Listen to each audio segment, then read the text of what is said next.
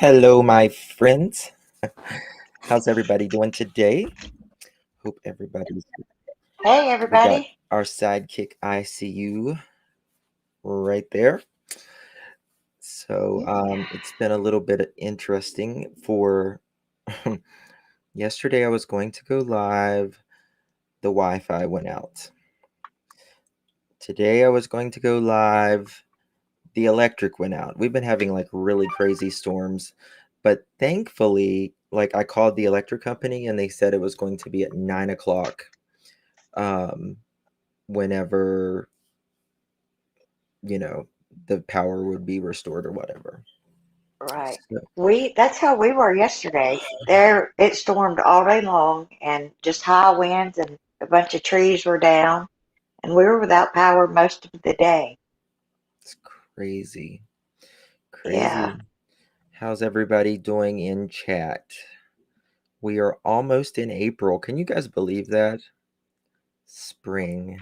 Thank God. I'm excited. Yay for power. Exactly. I'm telling you, my kids were like, which I've, one of, both of my, me and my boys have been, I look so young. Oh my God, you're my new BFF.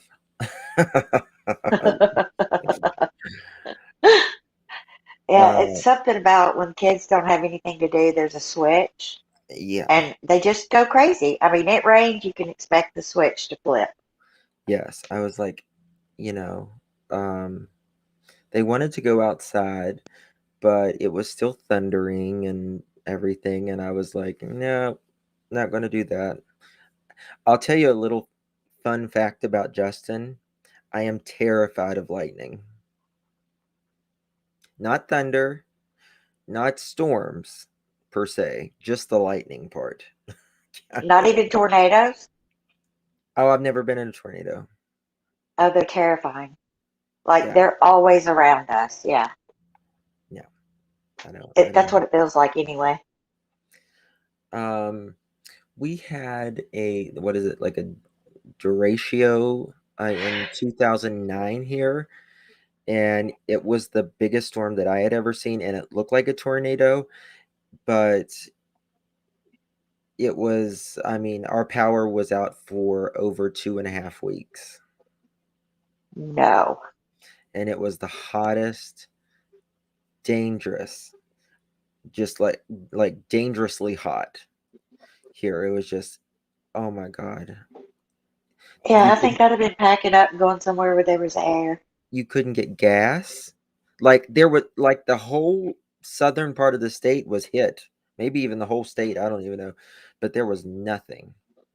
My goodness. Nothing. No gas or anything like that. And finally there was a couple gas stations who had a generator, but miles long. Like it was just ridiculous the line. It took hours and hours and hours to get gas if you were lucky. So, Wow. yeah. So, guys, today we're going to we do have some stuff coming up with Jose um later on, probably sometimes this weekend. Um we have actually have some dates that are more solid about when Jose worked at the cat scratch place or whatever it is, whatever. What do you call it? I don't name the name of the work, but anyway, we have more of that coming up later on in the weekend. The day he was employed and the day that he left. Um, I did talk to um, someone in the company. I'll just put it that way.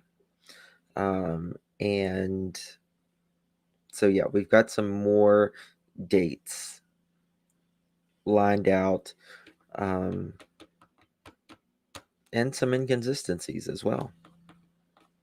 A little bit of everything. Love it when the phone rings and it comes up scam likely. Oh, really? Does my phone doesn't do that? It'll just say, oh wait, where'd it go? My phone will just be like telemarketer. I think that's what it says.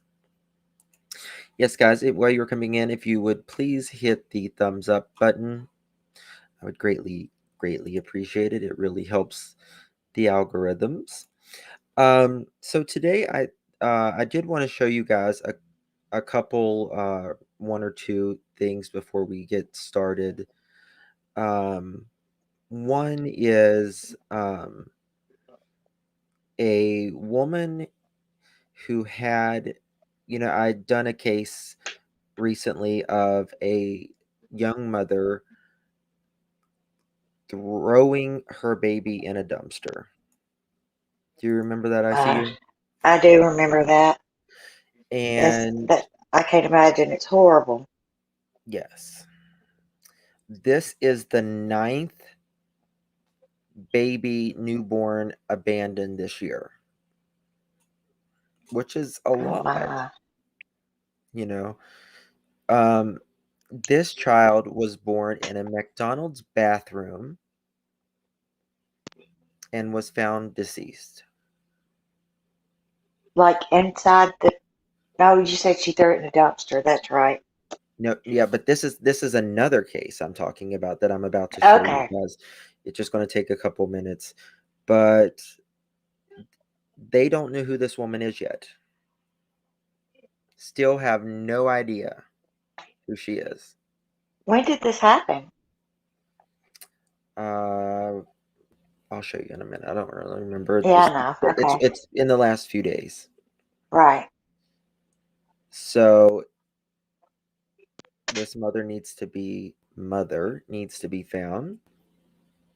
She needs to be arrested because there was um thank you, Crimes and Chapters. Thank you for tactfully keeping Summer's name alive. Oh, thank you. You're very kind, hon. I really appreciate it. Thank you. Um, but this woman, guys, you have 30 days. If you decide you can't be a mother, you know, the kid will have a better life, whatever. She was 10 minutes away from a place she could have dropped this kid off. Wow. Yeah, yeah. So I want to show you guys it.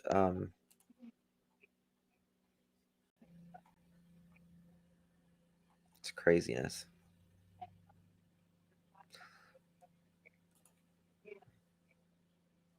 It may have a if you guys can hear like a in the background, it's my neighbor's pressure washer. He's so strange. He's a dentist. He's not strange. He's a good guy, but he's a dentist. But like when he is not at work, he is pressure washing everything and cleaning his car religiously. I have seen him back the car halfway, his truck halfway into the garage, clean half of it while it's raining on the other half. Swear to No, God. you haven't. Swear to God. Oh, yeah. Everybody is always like, what's wrong with him? And he drinks like 30 Red Bulls a day. Well, no wonder he's washing everything. No shit. Exactly. Oh, Okay. like, does he do this during the winter too? No, because you can't do it during the winter, I don't think. I mean he does like inside of his garage, but he's more like organizing his tools and stuff. Right. Oh, thank you, Lori. Love the hair today. Thank you. You're very kind. So yeah, let's play this and we'll mute. Let me know if you guys can hear it or if it's you can't hear it. And the sun's beaming in right now. Sorry.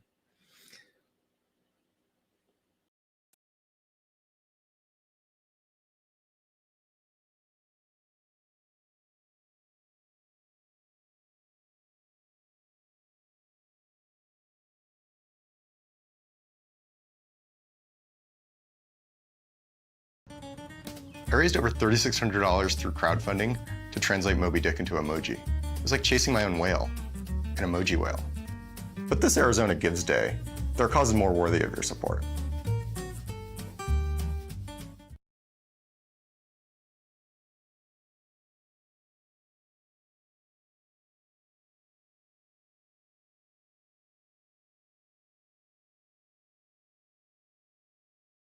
We're going to get to some breaking news. A baby boy was found dead inside the bathroom of a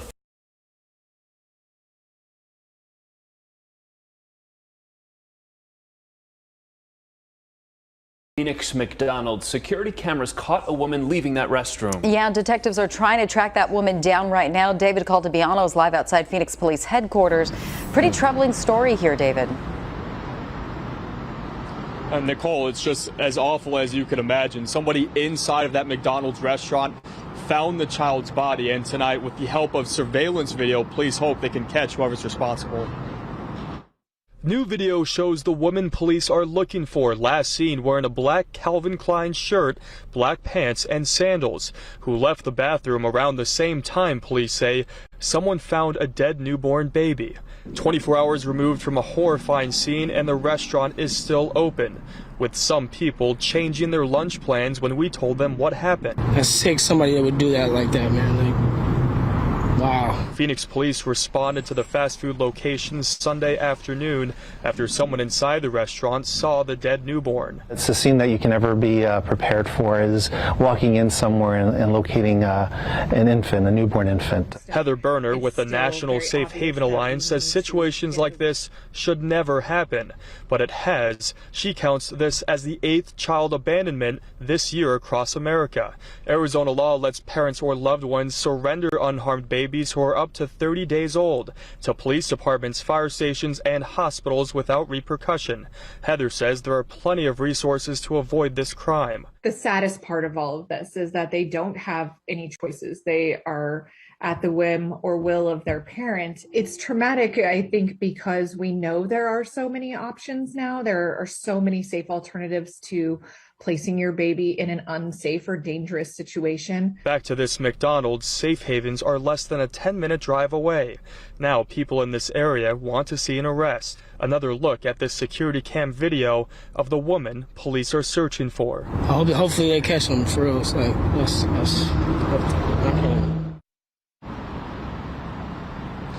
And tonight, police are asking any witnesses that they didn't get a chance to speak to come forward for more information about what happened. And those safe havens, there's more information that's going to be on our website as well as a hotline. We'll send it back to you in the studio.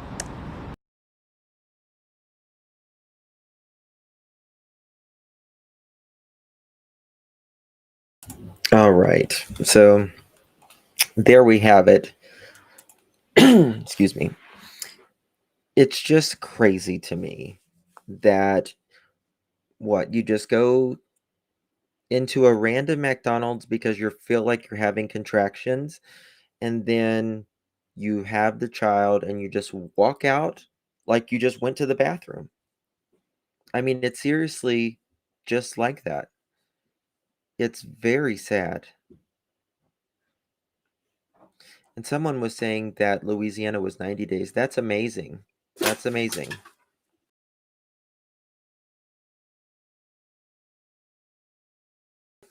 Okay, guys, sorry. I have a child here. Just 1 second, please. I was muted.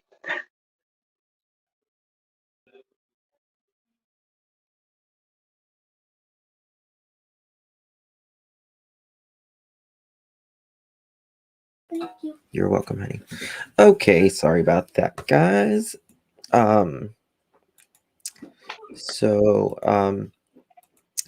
then I wanted to, if you guys haven't already heard, there is a woman on Candace's page who was found deceased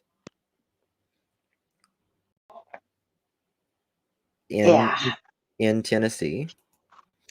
If I can pull it up, maybe. And her name is Brianna Tester.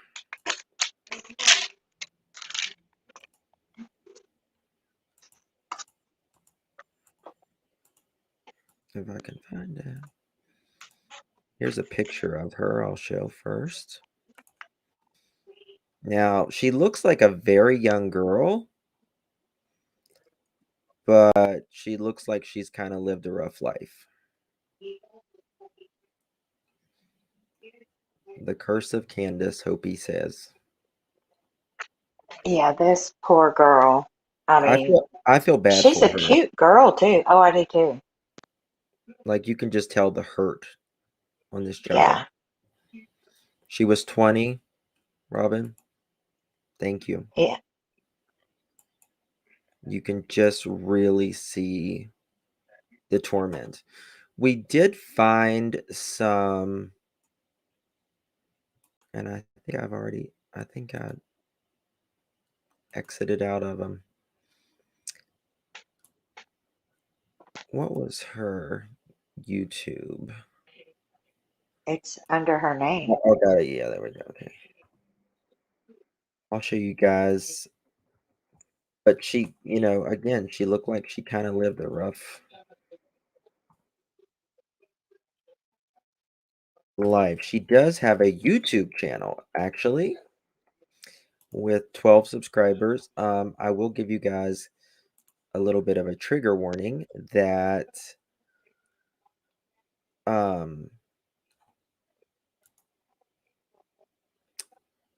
it's yeah, it definitely looks like there was meth involved, but some of her videos have graphic or violent and very bad words in it. So just to kind of show you guys what she was before we get to our main story. One second.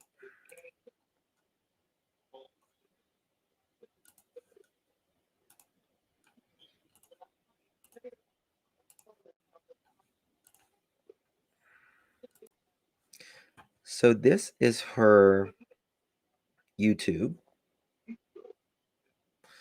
And I think this says like her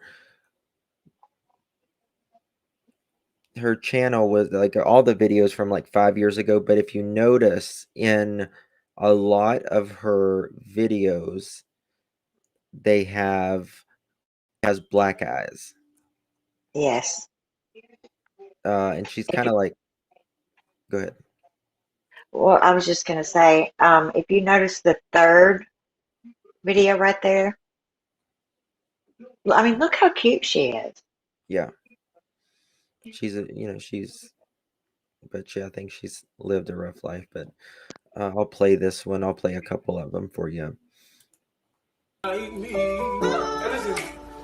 Okay, excuse me, little mama, I'm not trying to waste your time, but I saw your ass on campus and, oh, you mighty fine. See, I heard you kind of goofy, and you like to laugh. Maybe we can have a little date right down at the cab. Okay, excuse me, little mama, I'm not trying to smoking weed, dodging fast.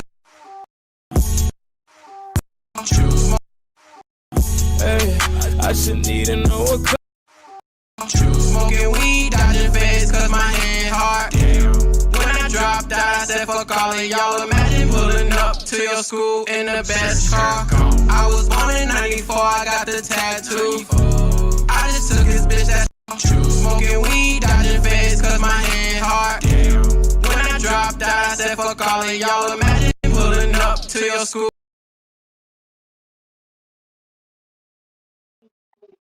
Okay, that's 15 years old right there.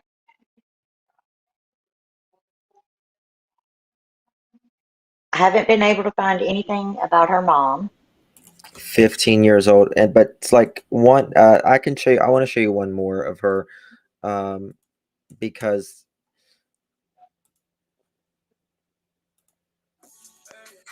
hold on, 1 second. I really want to cry when I see her, to be honest with you. Mm-hmm.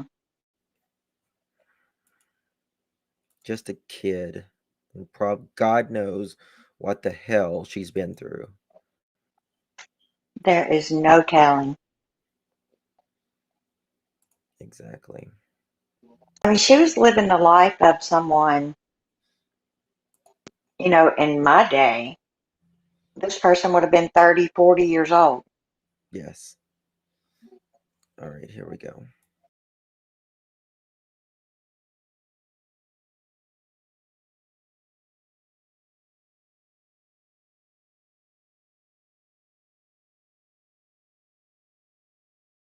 Hey, I should need to know a couple things.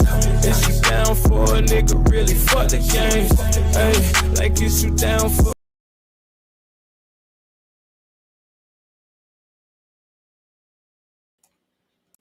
Just really sad. Really sad. Yeah. I would like to know who her parents is, and could she been involved in some type of trafficking? What do you think, I see you? Yes, I'm going to say probably. I she mean, does. She does have black eyes. she had to support her habit some way. Absolutely. And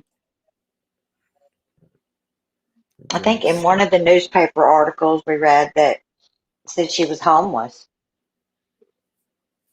Yeah. But I wonder, was it drugs that did this? Was it, was she prostituting or anything? And there's no shame in that. I'm not shaming anybody.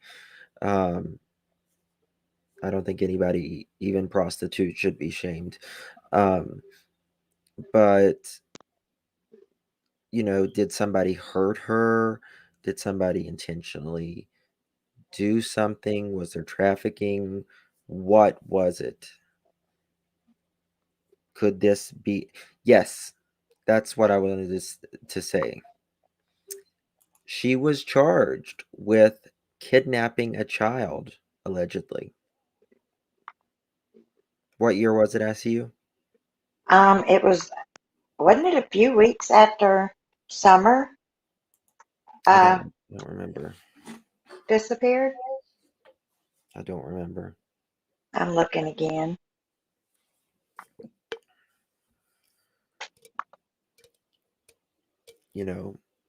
But Candace apparently knows her.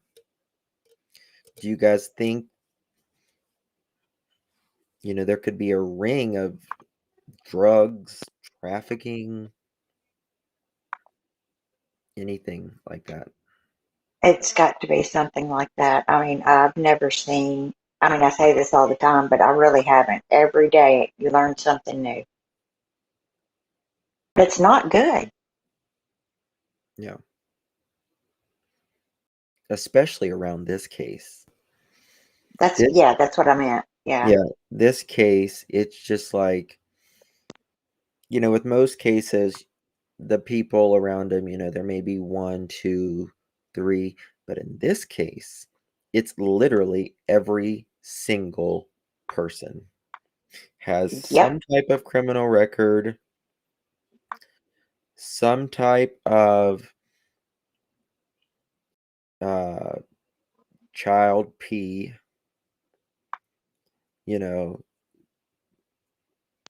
uploading it, downloading it, anything like that. Drugs involved. It's just amazing.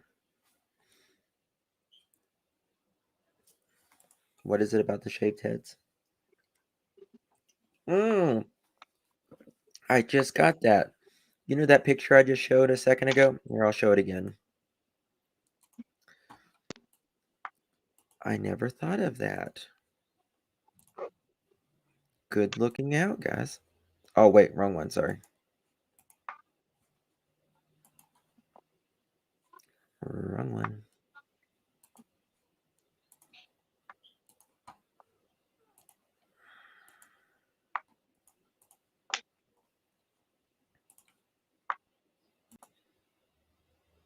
I see you. Yes, You see her shaved head? I Do you do. notice that? Did you notice that before? Yes, I noticed it, but I never really put two and two together Huh. with her until now.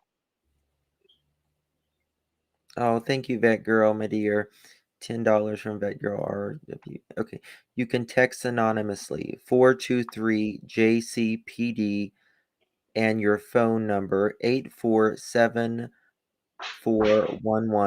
tip 411 anonymous. Thank you, Vet Girl. It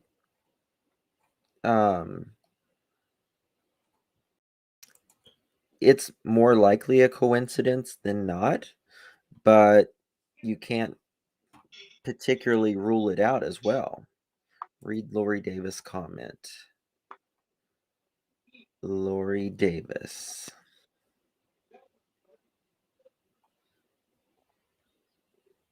Okay. I don't see Lori's comment.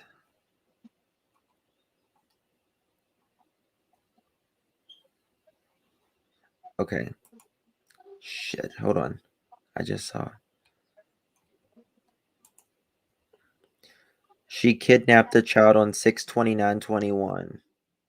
Okay, that's what Holy I was looking for. effing crap. Did they find the kid? Does anybody know? That's weird. I got to tell you, that's weird. Well, I mean, you should see her Facebook post that where she talks about it. I'm looking for it. I thought I'm almost there. But That's anyway, weird. she talks about saving this baby girl from a bad family. I mean, it kind of lined up with what happened or could have happened to Summer. Yeah, really weird.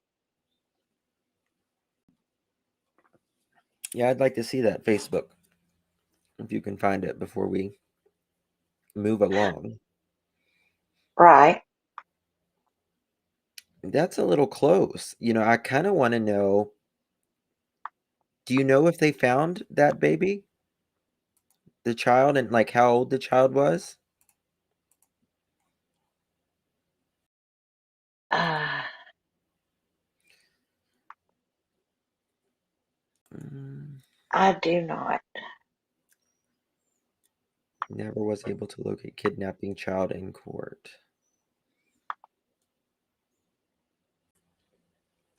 Well, there's a lot of things that we pull up, literally records every single day. And like on Dawn's record, everything's not on there. I don't know why, but it's not. Someone asked her for her Facebook page if she knew anything about someone. Hold on, I'm getting some information about this, I think.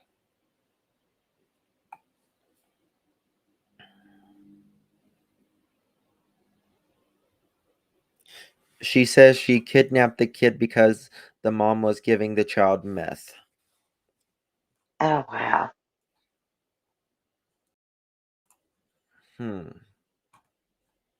It's still weird. Just weird.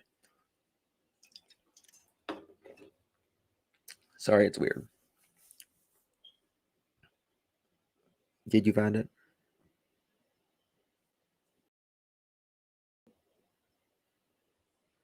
Yes, but I'm having to pull it up on my phone so I can send it to you. You can put it in private chat. Okay. Let's put it in private chat. And then we'll look at our Facebook real quick.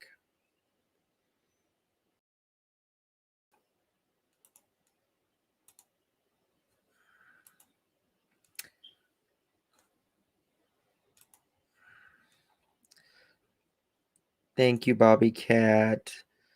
I work with kids who were sold and also with the parents who sell them. It's a lose-lose in every way. Last few years have gotten so much worse. It's heartbreaking. Wow, Bobby Cat. Thank you for your super chat, and God bless you. Really. God bless you for doing that. It takes an incredible, special person to do something like that.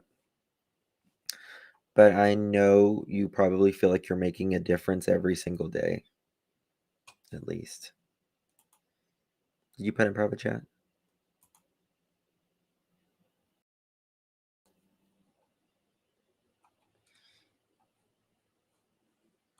I see you.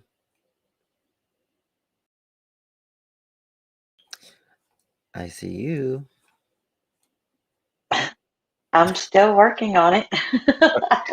Okay. It's okay. If it Oh no, I'm almost there. Hang on. okay. I'll say if it's too difficult, it's not that big of, I mean, I just kind of like to see what, she talks about and stuff. You know what, Anna? Generally that's oh, Tara said she put it in chat.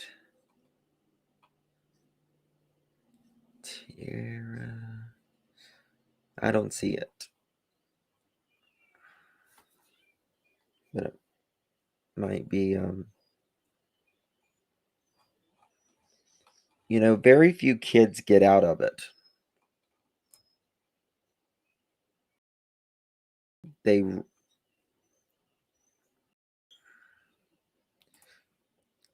It sucks to be honest. Most are beyond fixing. Wow. Bobby Cat, tell me, do you think, in your opinion, I don't know, is it more common than we think? People selling their children. It sounds so weird. Okay, got it for you. Okay. Well, Tara just got it. Okay, hold I on. know. Okay, let's see here. All right. I think I got it now. It says the link may be broken. Oh, jeez. Here, I'll just use Tara's. I think I can use Tara's. Yes. On Candace Bly's page channel.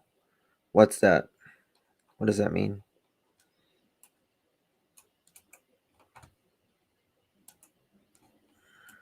Okay, I found it. All right. Thank you to both of you. Her memorial page. Okay.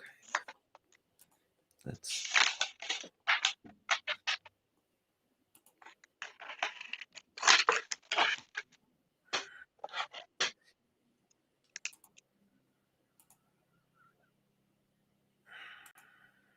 Oh, wrong one.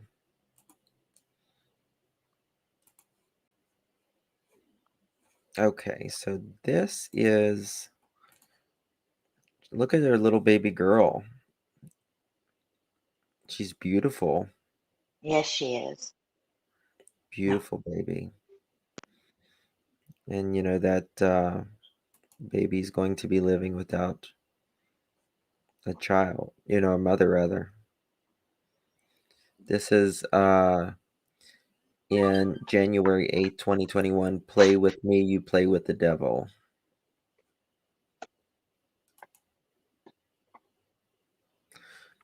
She's a pretty girl.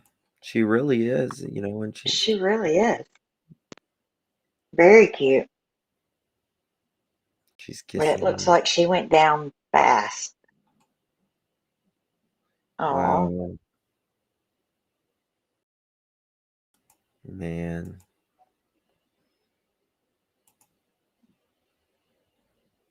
It breaks my heart, man. oh. Beautiful. Have they arrested anyone yet? I don't know. I mean, they didn't say if it was, she was suspect, there was a suspect or not. Hmm.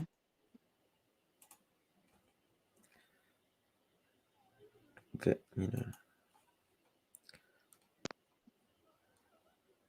Look at her hair there. yeah, very cute. Oh, you got dogs barking. I see you.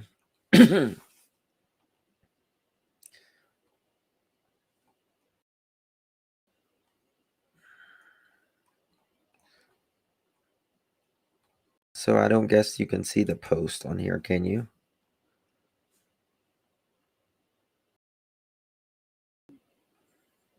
I see you.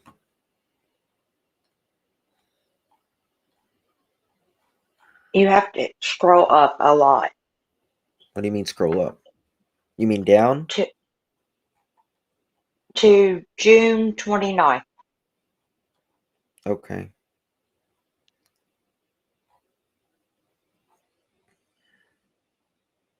Okay. This is June 29th. That's 2014, though.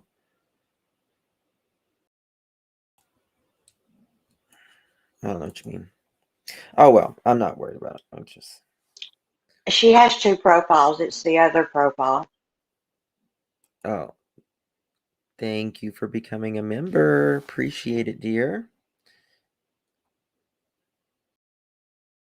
Yes. I agree. So much evil. So much evil. All right, guys. So today we're going to talk about some a Chris interview that he did with Don. I thought we could play it. Guys, she's got a memorial page. Okay. Let me just find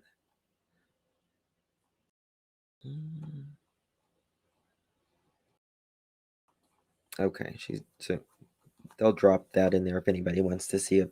But I thought we could talk a little bit about Chris's interview that he did with Don.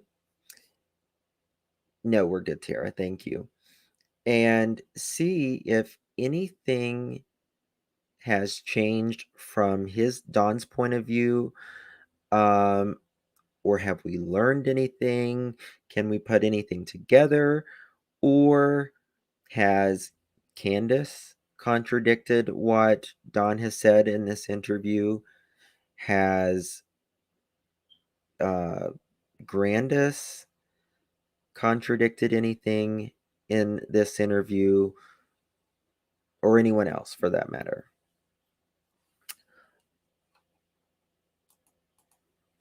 All these bodies being found. I would love to know if Candace contacts TBI about the possibility of one of them being Summer. Probably not, because Candace doesn't even like for people to talk about Summer on her channel, which I can't for the life of me understand. But anyone confirm if the YouTube Candace Bly is Candace's new channel? I know she made a new channel, but I think it is is it Candace Bly, Hopi? I feel like Mufasa right now with the light shining in. Circle of life. And it moves.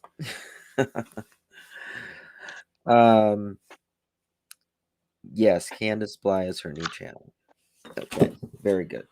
So, what we're going to do is we're going to play this interview and we will stop it, discuss it. I don't know.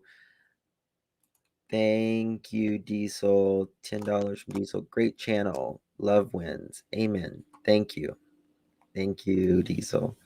God bless you. So yeah, we'll stop it. We'll talk about it. We will see if anything has changed and go on from there. Cindy, we provide incentive, income, and wraparound services, and the best families have problems being successful. Okay. All right, so here we go. Let's mute it.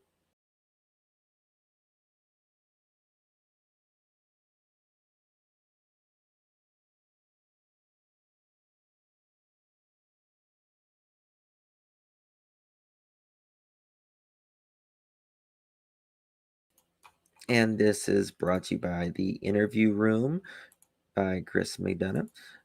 If you guys will kindly drop the link for Chris's channel.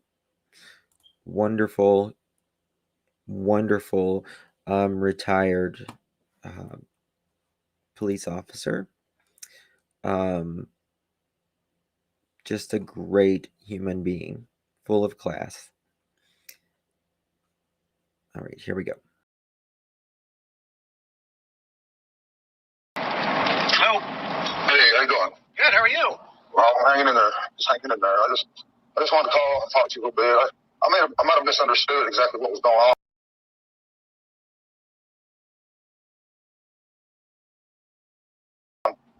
You know, if I have, I apologize to you. You know, I just a little bit confusing everything. You know, what's going on and all. Yeah, there's no problem, Don. I mean, I wanted to talk to you at length and sit down with you. And I knew that there was you couldn't talk about the boys, but I just want to focus on Summer. You know what I mean? Yeah. So if I was wrong, I'm sorry. I just kind of misunderstood some things. I think just miscommunication or whatever. I don't know. But no worries. everybody said they thought he was really cool and stuff like that. So I'm just kind of trying to think, you know. But yeah, that's what I want to do is focus on Summer. You know, everybody's focused on me and Candace, and I've been trying to tell them from the beginning when the cops first started pulling into our house that she's not here. And I've never listened. What do you? I know you feel that way. So what's brought you to that? Why are you at that? Well, I knew as soon as I pulled up, as soon as I pulled up and I didn't get a call back from Candace saying, "Oh, we found her," and I come all the way out from Jonesboro, you know, and I probably made it in 30 minutes at least, if not faster. But I beat all the police there, and I went straight to the property. I seen everybody looking. I knew she was gone because she don't go away from the house ever. Yeah. And so I. Okay. Why do you think Dawn says Summer never went away from the house? Because I'm guessing. Go ahead. I'm guessing it's because she did run away all the time. I know, but it would fit more with his theory that she was abducted. And he's saying she never ran away. I don't get that. Unless he's got it twisted in his mind. Nope, she never ran away, but she was abducted. That doesn't make sense. You're right about that. No, it doesn't make sense. I've tried to train my brain with everything that they say, maybe look the opposite way. Absolutely.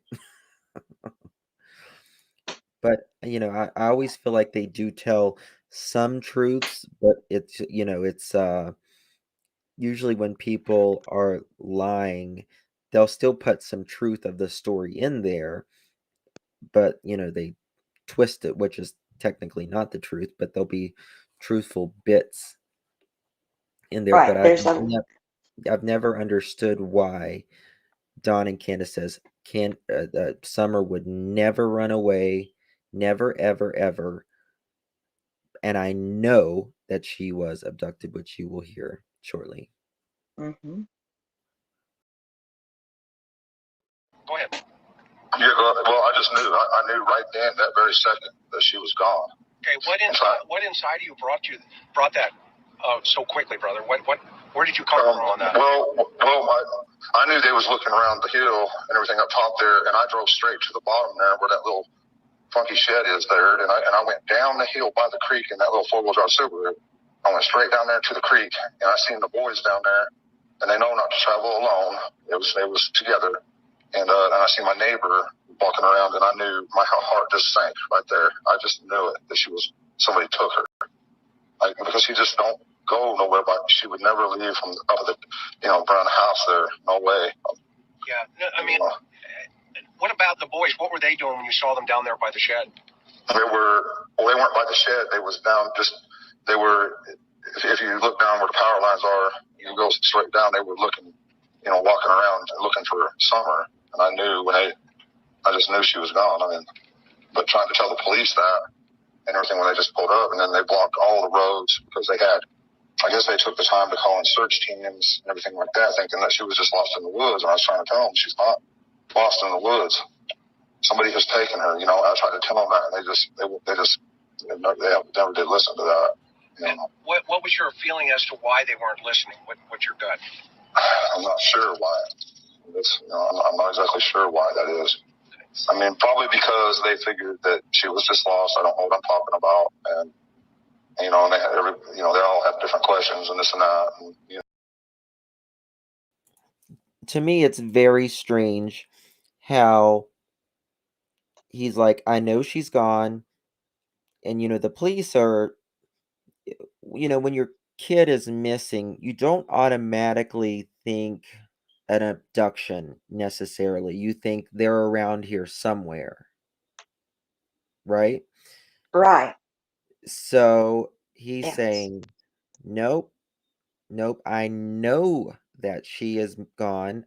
I know someone has taken her. Whenever Jose has said she's been missing for an hour before. And, that is if you believe Jose and take his word for it, which, I could see. I mean, of course, I've never met Summer, but I would think that she was a very adventurous little girl, Right. playing in the creeks and everything else. So, I think that's why the police was looking all around, looking in the woods, to see if, Summer was around there. You don't automatically think an abduction necessarily. I wonder if law enforcement has ever been there before to help look for Summer. And they found her, It's never pretty been fast. reported. It's never been reported that, Yeah. not to say that it hasn't happened, but I would think we would have heard about that. But people that live in backwoods don't assume abduction first. Yeah, you just think they're just around, doing something, playing. They got lost, with time, and they're, little kids like that. They're kind of, I don't want to. They're kind of like, like a beagle or something. Their nose takes them wherever, but instead of their little brains take them, they just start playing and running and everything, and before you know it, they're a ways away. So, thank you, Eva. He's been talking about Summer since day one in the past tense. Yes. Yep. And actually, the interview with JH, was it WJHL? Is that it? Or WTN? Yeah, I think it's WJHL. The first interview that Candace and Dawn did with the news, he's like, yeah, and they're jumping on me for saying past tense, and I'm sorry about that, kind of thing. Just ridiculous.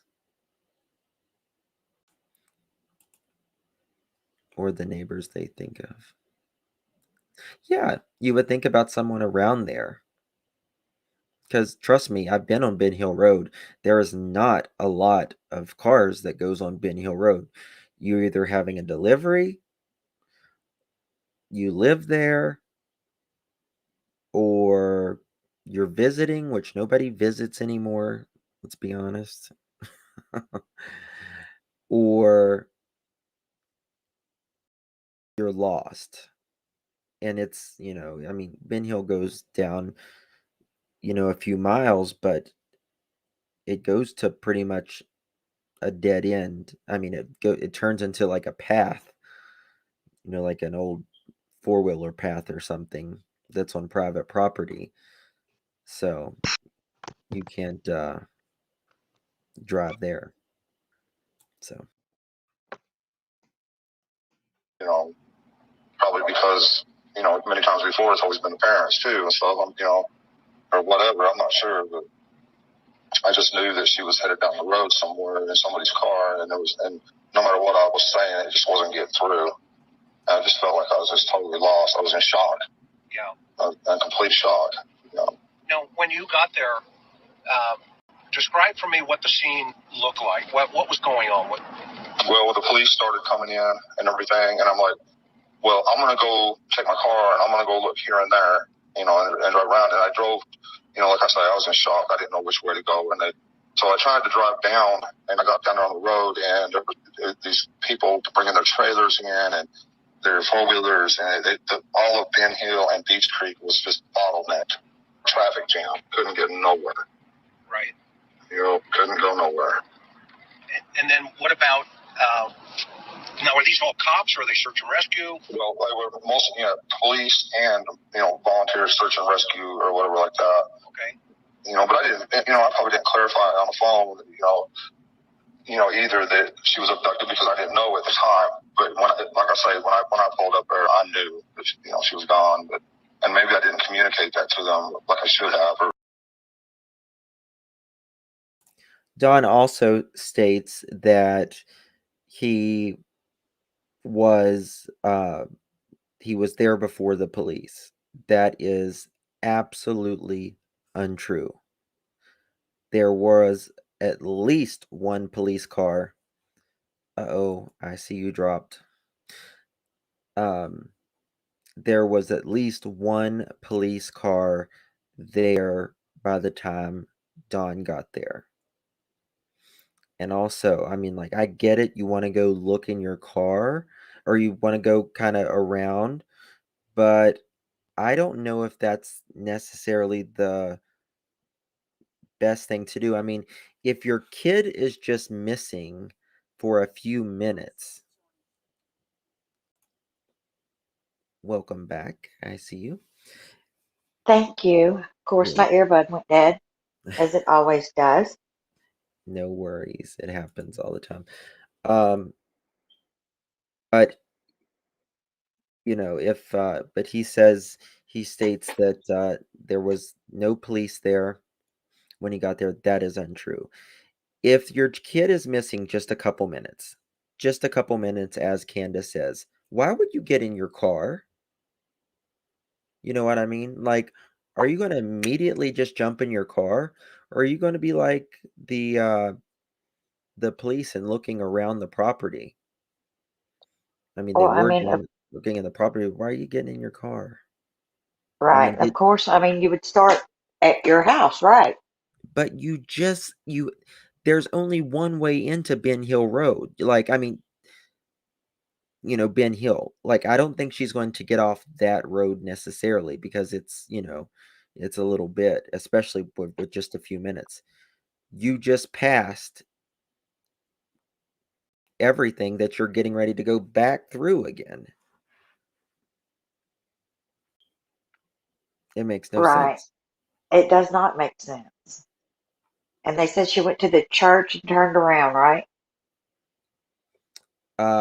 Don said he just rode around. Now, Candace said she went to the church that's down the road. Okay. Hopi, it has It has another way in off of are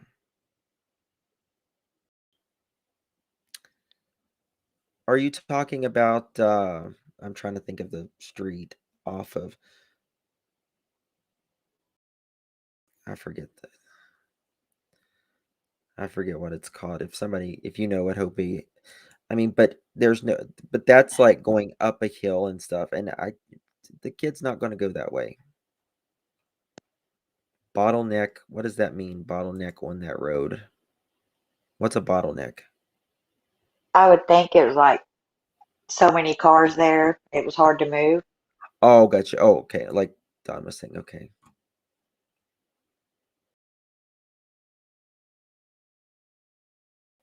Yeah. I mean, Ben Hill is a dead end. I can only really think of one way that you can get into Ben Hill Road, like one way.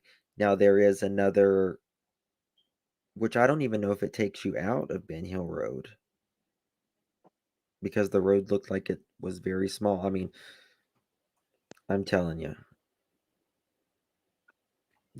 even if she went up the way that I'm thinking, which I don't even know if you can get out of. There's no way in hell. Yeah, Simpson Road. Simpson Road. That's it. Simpson Road. But that's like a big hill and everything, and it's like right there beside the wells, with a lot more houses on Simpson Road than yeah, it's an old gravel road. Yeah, I've been there, Hopi. Just doesn't make sense. That would be the last way that I could think of that Summer would go. She was barefoot, and it was a gravel road. I don't see a kid just like, especially walking that far in that amount of time, barefoot on a gravel road. I don't see it. It's going uphill. It's a big hill.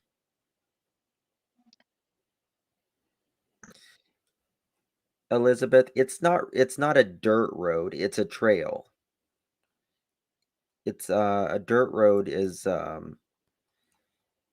it's a trail that you could fit a car on it maybe, but it's more like a four-wheeler trail or something. It's not really it's definitely not a road. What was, what I felt. Well, I had a few times. I said, she's not here. I come to that conclusion right away. But and what brought you to that conclusion? That was pretty quick, right? I mean, just knowing her, and that because we tried to scare the heck out of her and let her know, because we do have bears, right. And we do, them dogs. Everybody keeps talking about them dogs, but they're the stupidest damn things, and they also will go away for days and then come back, and I don't know where the heck they go, but they do, and they weren't there that day. Oh, they weren't around that day. Yeah. So the dogs. You think maybe the dogs got? What's your thought on why the dogs weren't there? I don't know where they go, but there's been times, like I say, they've disappeared for days, and they'll come dragging back all tired and beat up and hungry, and stuff like that. Yeah. We don't know where they go. When I told Candace she needed a zoo license. Yeah, I've seen that. Yeah. I'm like, I know. So what time did you get there? Do you remember? Well, they say, it's really strange because I thought it was 5:30, but the 911 call says 6:30, 6:20. Listen to this very carefully. 6 is when the first call come in, and that could well be. Sometimes I work till sunset. A lot of times I have been here lately. We don't know where they go. When I told Candace she needed a zoo license. Yeah, I've seen that. Yeah. I'm like, I know. So what time did you get there? Do you remember? Well, they say, it's really strange because I thought it was 5:30, but the 911 call says 6:30, 6:26 is when the first call come in, And that could well be. Sometimes I work till sunset, you know. A lot of times I have been here lately, but I thought it was 5:30. But the strange thing of it is when we went to the Hawkins County to do our lie detectors and everything like that, they took all of our phones. And then magically, all of our phone records from 3:30 on that day have been deleted. Oh,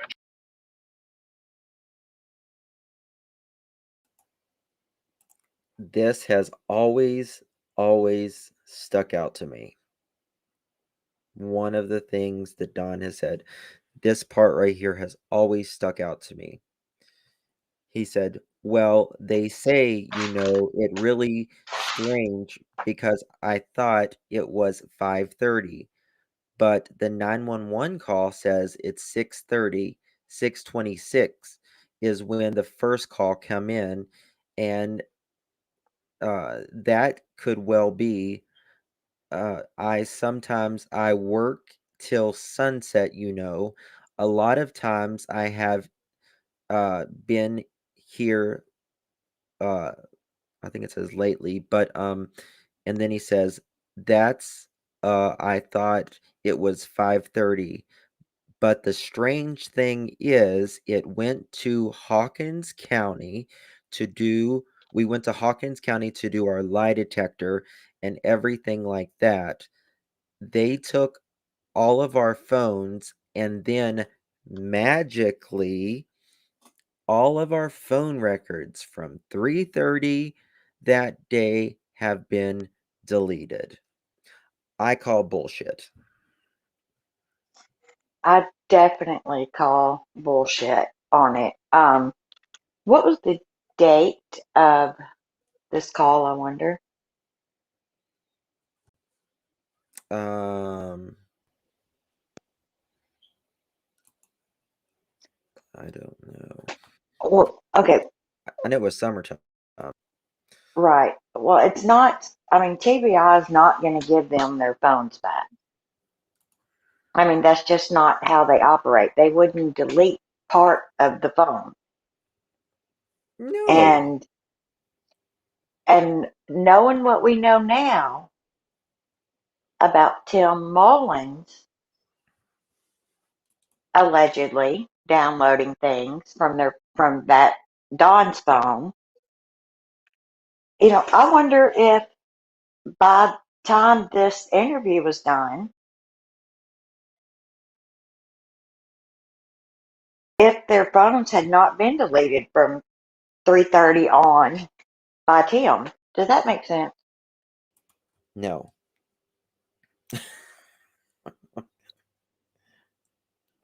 Say it again. Okay.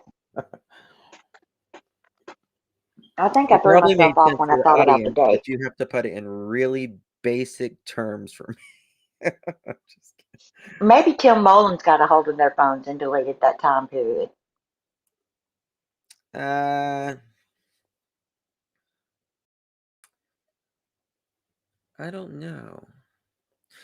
No, it couldn't have happened because Tim Mullins found them fairly shortly after Summer went missing, but they would have taken their phones before them. They would have, the TBI, police, FBI, they would have taken all of Dawn and Candace's phones by then. All the ones they knew about. Yes. Now listen, if you're talking about like Benny's phone, like the phone one he's talking about, that phone it's an Apple phone, if I'm correct. Okay. Dawn and Candace did not get Apple phones until November or December this year. It still may have very important information on it. That's to be determined. It may have information about what they did, texting somebody or pictures or something to that effect. Who knows what's on it? There's no telling. Exactly. But that phone was not until, I want to say December, but I don't know. I want to say November as well. November or December of this past year. So they did not have any Apple phones until November or December of this past year. The phones that Don and Candace had at the time of Summer's disappearance were Android-based phones. Okay. Yes, exactly, Hopi. Yep. Yes. Now, but they did get Apple phones whenever November or December of this year. The whole phone thing is weird. They say back up the phone, correct? Backing it up just makes a copy, not erasing. What do we think they mean TM wiped erase? Well, I think, in my opinion, that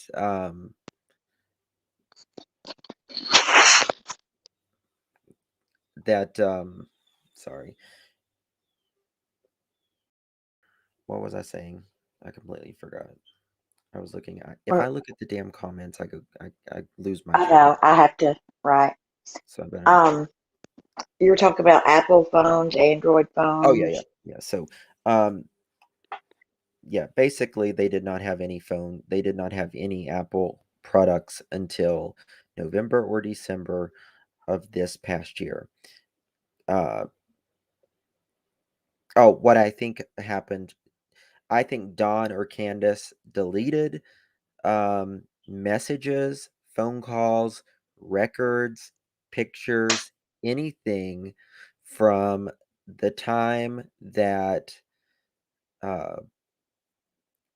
Don left work or met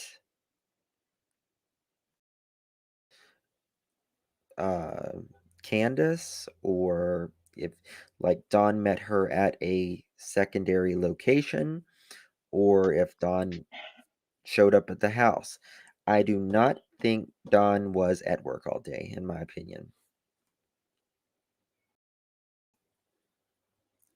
Cell phones were wiped at 3:30 on, so they couldn't work on the timeline. Well, I mean, of course, investigators can pull it up whether they've deleted it or not. But yes, essentially, yes, because they wanted to get rid of something. What that something was, I don't know. Was it their location history? Was it text messages? Was it pictures? Was it phone call records? You can delete history, on that stuff. But you can never really take it away if you have the FBI searching up your phone.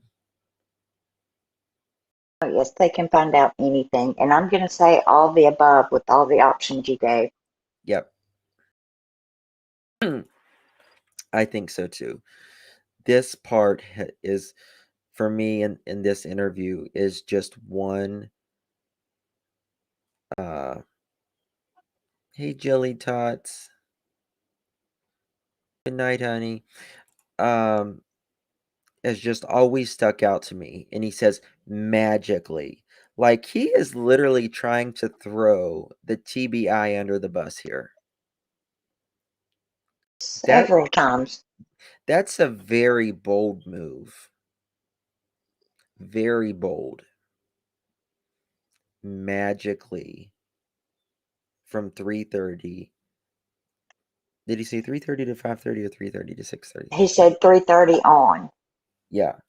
Now, why in the hell Or would 3:30 TBI to 6. Why in the hell would TBI do that? I don't think they will or would. I mean, I would think they would just take your phone and keep it. No, I'm saying, why would the TBI delete something? That's the last thing they're going to do. They want all the information. Why would they delete something? You know what I mean? Make it I make sense. do. It doesn't make sense. TBI, FBI, They're in the business of collecting data, not erasing data. And especially from the timeline of your daughter going missing. You know what I mean? I do. I know exactly Nothing is what you going mean. to magically erase at that time, magically, whenever your daughter is going missing. I mean, You hello? are very right. Right. Exactly. You can, I mean, they can delete it all they want, you know. It just takes sending it off to the lab, and they'll find it. That's all it takes. That's it. To me, right there seals it for me.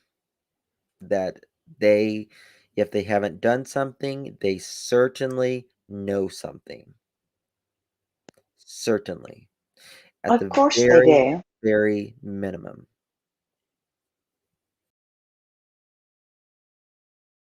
They know what happened. Because they're adamant about she would never run away. She was abducted. Someone took her down in a car. You know, well, how do you know somebody took her down in a car? What if a neighbor abducted her, right? What if she just walked off, but you're so adamant about this? And then magically, presto changeo, the timeline of when your daughter, your only daughter, went missing? Well, my God, golly gee, the TBI deleted it. Shucks. Doesn't work that way. Sorry. They collect data, Don. They don't erase it. I mean, why couldn't have Don said, you know what, they deleted it from 6 a.m. to 9 a.m. You know what I mean? Yeah, I Why do. did it have to be 3:30 to 5:30 or on further? Why? Maybe that was a little bit of truth in every Oh, lie. it was. It certainly was, in my opinion. Sorry. But, and I'll tell you the reason. Don says he left work at 3 o'clock or somewhere about there, right? There is 3, was it right? What? Yeah, 3, Yeah. for lunch, right? Yeah, but he said he was working late, you know. There is Right. 3 hours, minimum 2 to 3 hours that we, you know, Don said he drove home 90 miles an hour. Well, if you're driving home 90 miles an hour, you know, it shouldn't take you 3 hours to get home. It doesn't work. Does not work. Sorry. Something Not is wrong. today. Not today, not tomorrow, not in this lifetime. Because we have the power of physics, people. It doesn't work. No. And I'm going to tell you something. Those roads going up to Ben Hill Road, I mean, it's Don and Candace, I mean, it takes a good 20 minutes to get to their house once you get off the the freeway, the intersection, the interstate. Minimum 20 minutes. And that's why we always talk about the Dollar General, because that's like the gas station. There's a Family Dollar, a Dollar General, and then there's I think there's like a Bridge or something, and then there is a Pilot gas station. I've been to all of them. That's like the closest store that is to the wells, and it's, you know,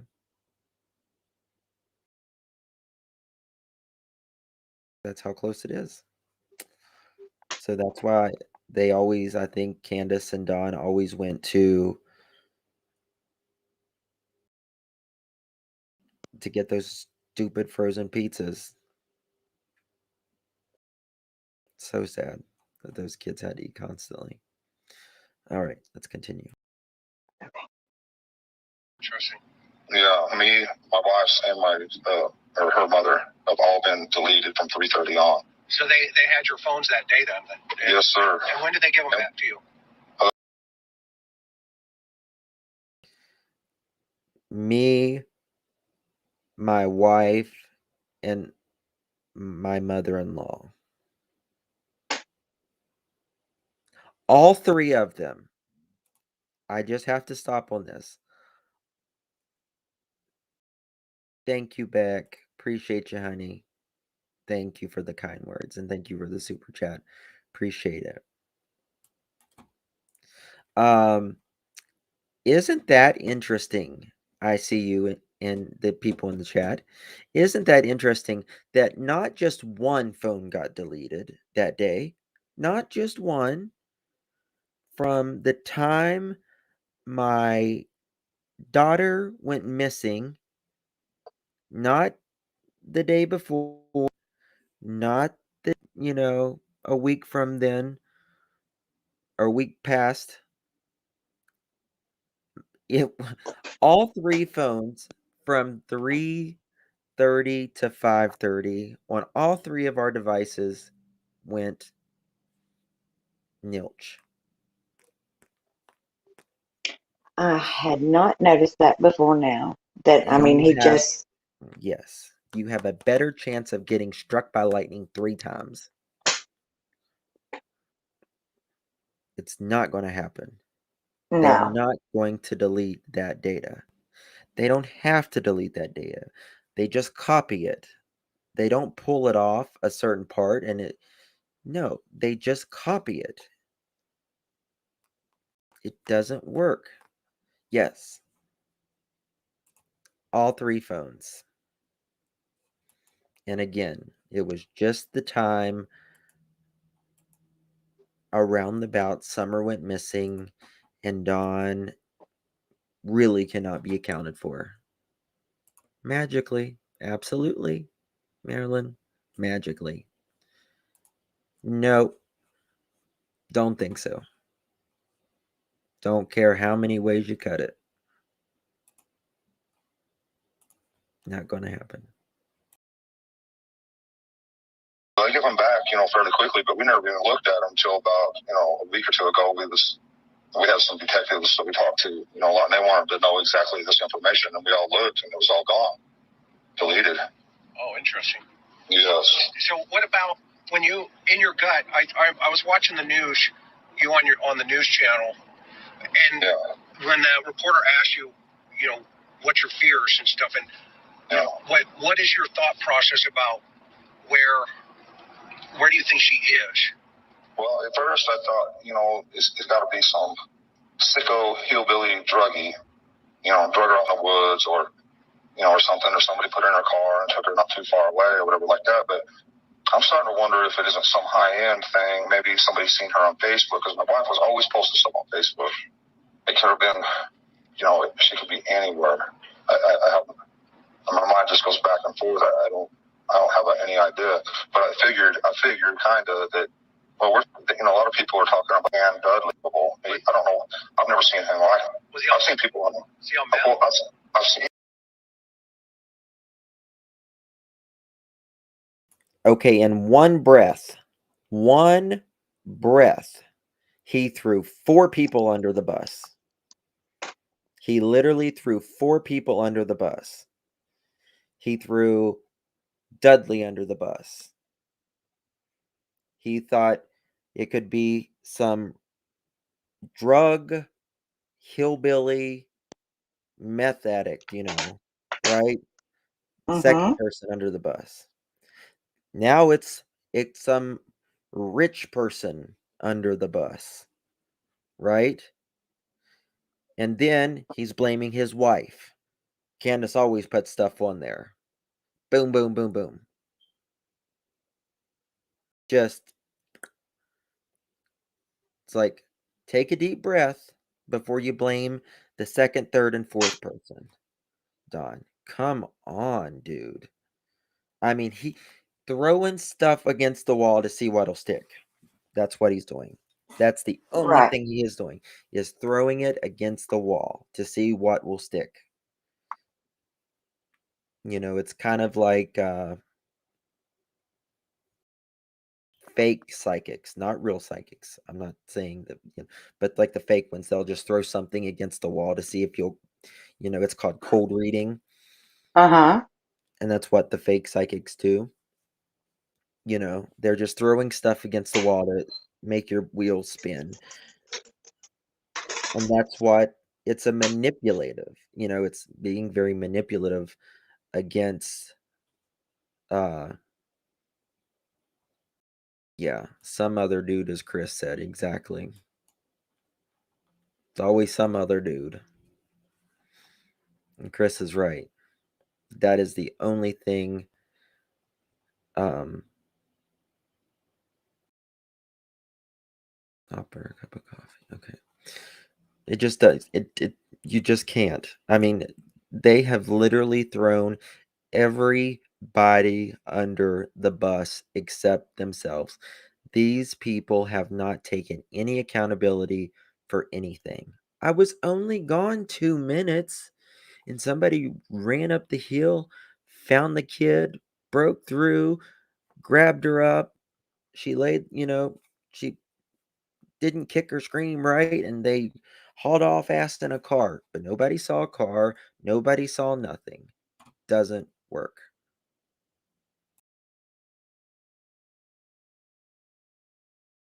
People on death before, and this was beyond that. He was, I don't know. He showed up one day, and he was running late, and he says, "Oh man, I've been out helping my."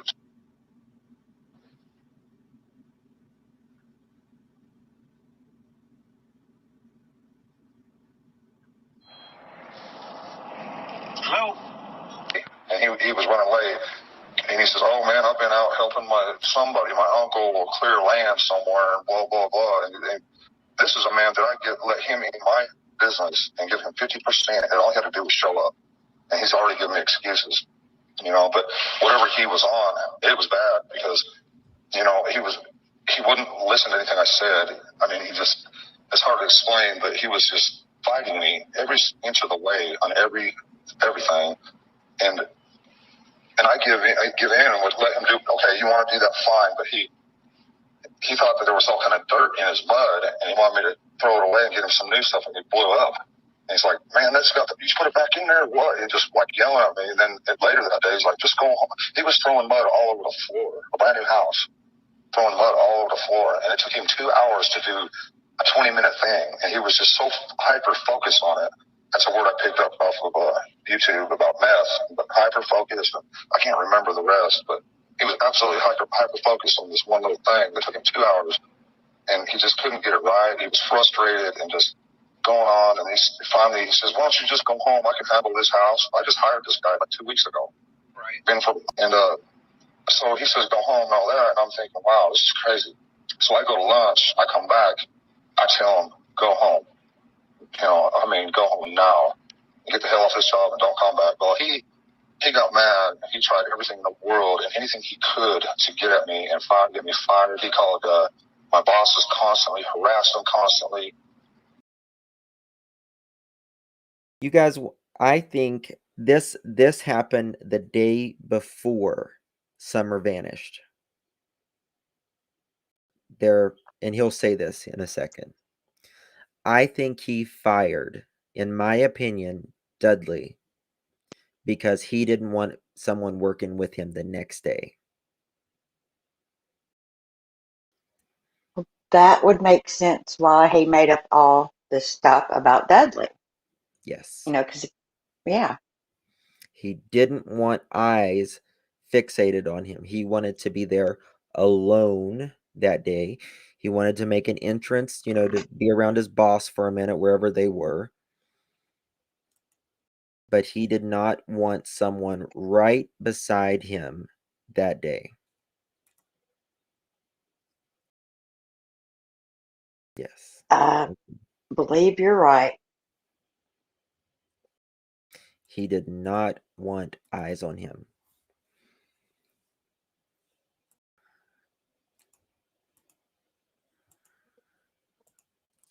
Telling you, something is wrong.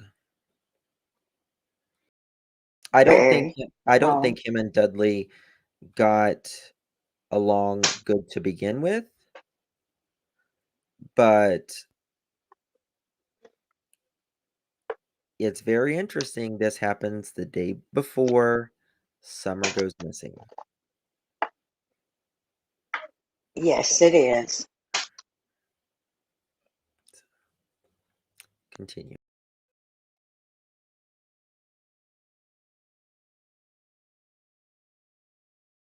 Come out on their jobs constantly. If anybody knew where I was at that time, it would have been him. You know, and the day after I fired him is when Summer got gone. Wait, say that again? The day after I fired him is when Summer disappeared. Oh, interesting.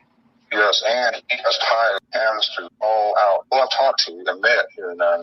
They were out doing all kinds of stuff and drugs. I think there was a drug connection. I was like, I know he's on probation. But yeah, the day after, I forgot where I was going with that. I'm sorry, my mind went blank. That's all right. But yeah, they have ties with Drywall. I believe drug connections, and I know that their group was going out and stealing anything with your gun. And I think he's in jail right now. I hope he's still in jail. But we got these detective friends of ours that are looking into all this stuff. They found all kinds of information. They turned it all into TBI. You know, and I don't understand exactly what's going on. Who do you have looking into it? I could give you their number if you want to call them and talk to them. I'd be honored to do that. What's their name? What's their name? Michelle and some friends. You know, but it'd probably be better if I contacted them and give them your number. But I'm trying to bring all this stuff to light because I don't know what police are doing. I don't know what TBI is doing. Sure. I know a lot of people talk a big talk, and then they come out here and they're just worried about their own agenda. You know what I'm saying? Yeah, well, that's what you were saying about me. Yeah, and if I'm wrong, I apologize to you. Okay? Well, that's okay. I mean, I don't take anything personal. I appreciate that. So I have a question though. Let's go back to the day, okay? Yes. Unpack that day for me. When did you leave for work? And then when the 911 or when you? I left early that morning. Summer was by my side, and I left for work.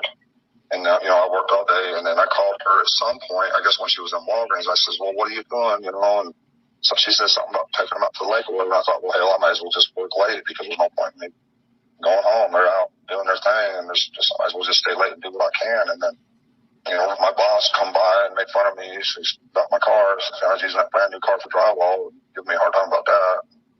I was talking to her. Now you said so.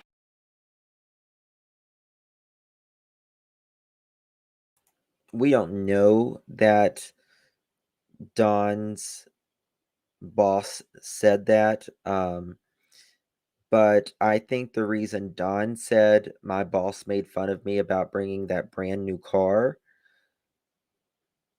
is because it was so unusual for Don to bring that car to work. And in his mind, he wanted to bring that car to work, and I think somebody said it in chat a moment ago, that the boss would know, oh yeah, he drove the car that day. It was very unusual for him to drive that car. So it just, doesn't work. It doesn't fit. Remote brain charge. And also that the Starlink was magically off that day.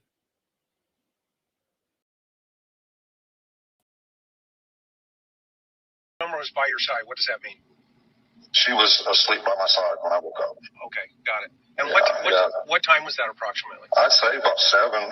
Okay. Maybe earlier, 6:30 or 7, somewhere in there. Okay. And yeah, she had to be by me. She just had to be by me. That's her personality. Yeah.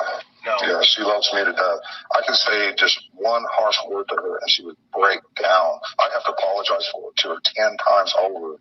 Right. I mean, it just kills me that she's gone. And Literally. Her room was right next door to yours too.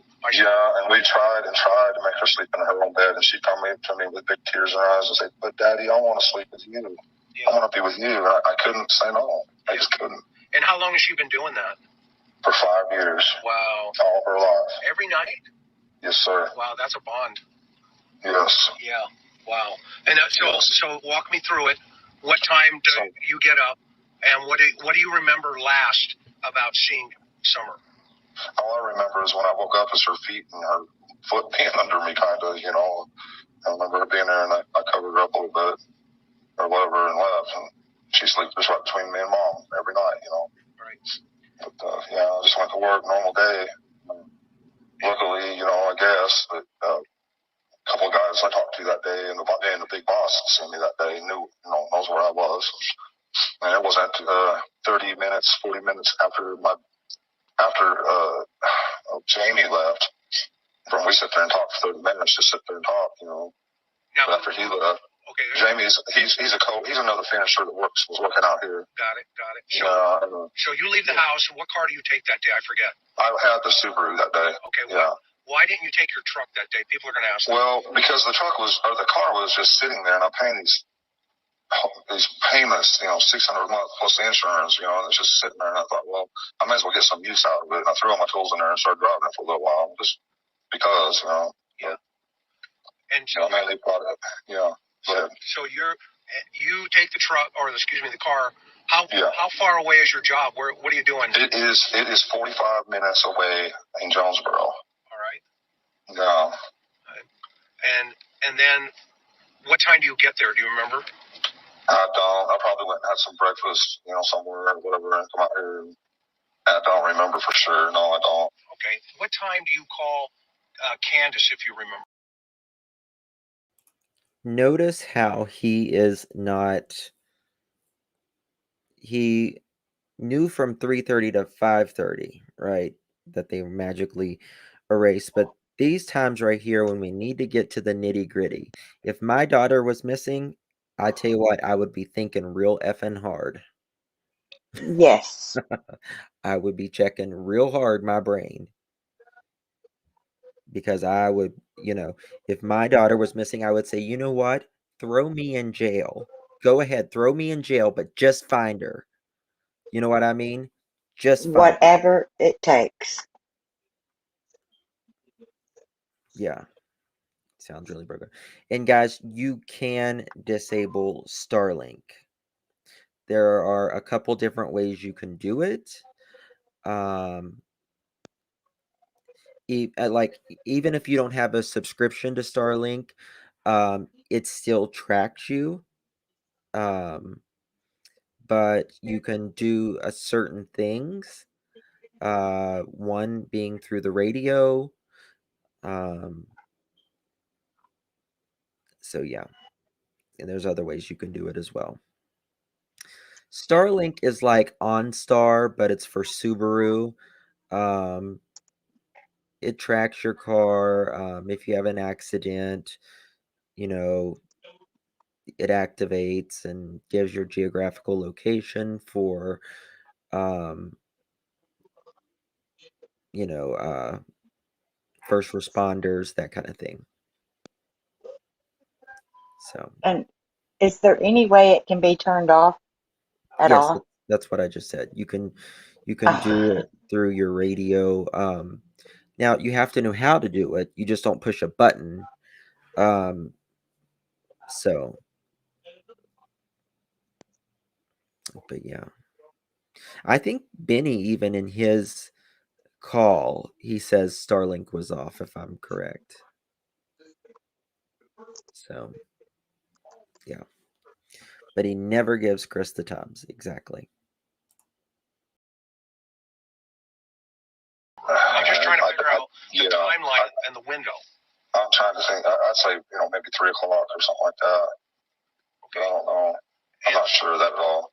And where was she when you called her? Do you know? So I think she said she was either at Walgreens or headed to the lake, or I can't remember. Okay. You know, but that's why I thought, well, I might as well just stay and work because, you know, that's just what I do.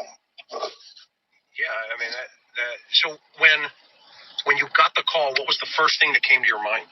Well, she called panicking. And I said, well, just in case, hang up and call 911. And, and I thought it was, for some reason, I thought it was 5:30. To be honest with you, I don't trust police. This is very interesting. Very interesting. He's like, for some reason, I thought it was 5:30. But they're saying 6:30. ... To be honest, I don't trust police. He's already giving an excuse to why he doesn't trust police, giving up like a conspiracy theory right there. He's saying, you know what? I'm right. The police is wrong because I don't trust them. Is exactly what he's doing there.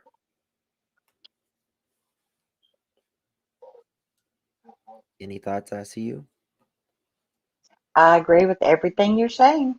Bingo, Jesse. He just implied a conspiracy. Right.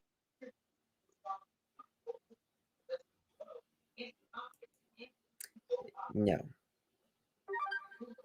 Magically, my phone was deleted from this time to this time. And, then he's talking here about it again. They said 5:30, or I said 5:30. They said 6:30. ... I don't trust police. No. He doesn't want the truth. Oh, no. Trust me, if I'm innocent, I'm going to definitely believe the police. Well, of course. Mm-hmm. Bingo. Now it's the cops' turn to get thrown under the bus. Another one down. And we showed them all the information on our phones because they wanted to know. They wanted to know the timelines. We showed them right then. When I got there, they wanted to know all that. And they wrote it all down. And when you got there, do you remember what time you arrived? I have no idea. I wasn't paying attention. I was on Messenger with Candace as she was driving her mother's truck around looking for her in the area. Okay. So I talked to her the whole way there, and it's really kind of weird that we was able to talk all the way there because normally we don't have a connection like that. Right. Okay. He was just talking about the times, right? And then he's like, I have no idea, when Chris asked. And he said, I wasn't paying any attention. I was on Facebook Messenger with Candace as she was driving her mother's truck and looking for her in the area. I talked to her the whole way there. Now, here's the part, and it's really kind of weird. We were able to talk all the way there because normally we don't have connection like that. Well, guess what, Don? The stars have aligned to make you look like the perpetrator, in my opinion.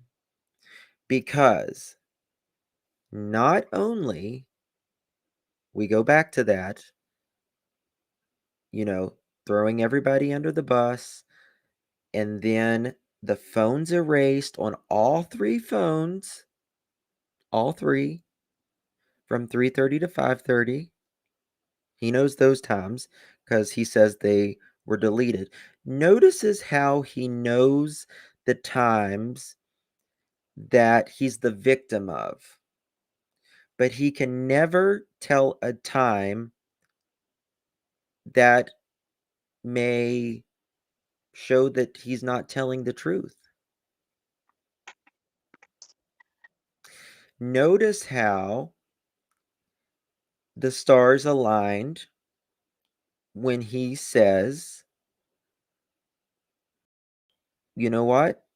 I talked to her the entire way home. And that never happens because usually I can't get a signal. There we go. There's another one. The stars Yes, aligned. Stars aligned in his favor. in his favor. But he doesn't trust the cops as well. Doesn't work. But while Candace is looking, this is my theory. That is exactly right, Mama. Because Candace was not home. And he says she's not home. But I think she's a little bit farther than that church, in my opinion. My opinion is she is somewhere that she can have service. They met somewhere. Don has Where did we what? where did we hear that they the service connects, like the self service? Was it not at that church? It's at the church. That's where they get service. That's where they first get service. But they had to meet somewhere to make an exchange. Telling you. Yes, we've got to figure that out. Well, we're working on that.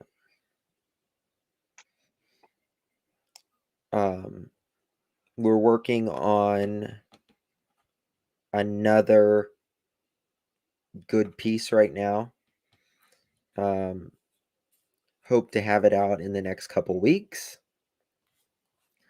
Hopefully we won't need it. Hopefully they'll be arrested by then. But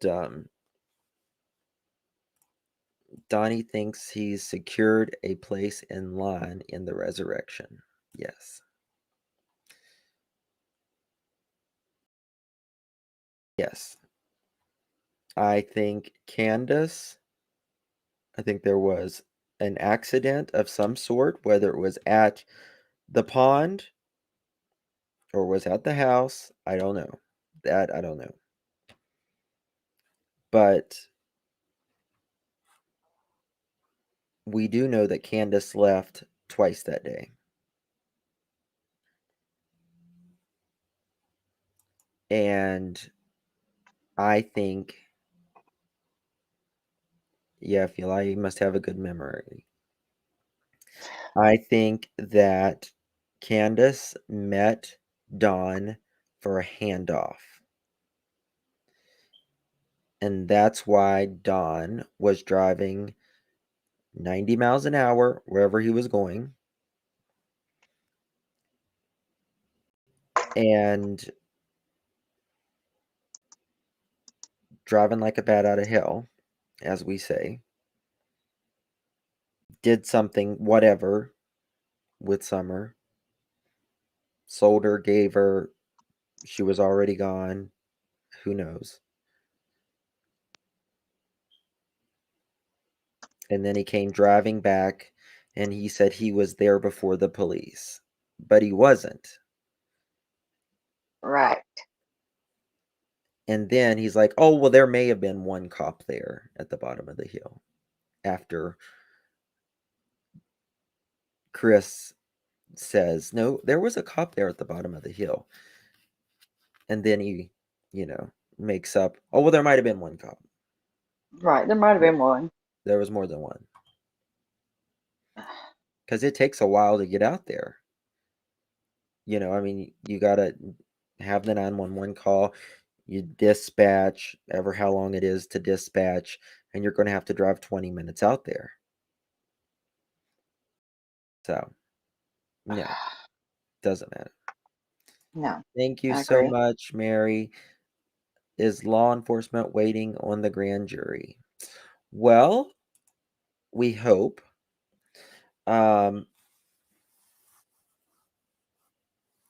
The grand jury meets in, I think it's April 9th. So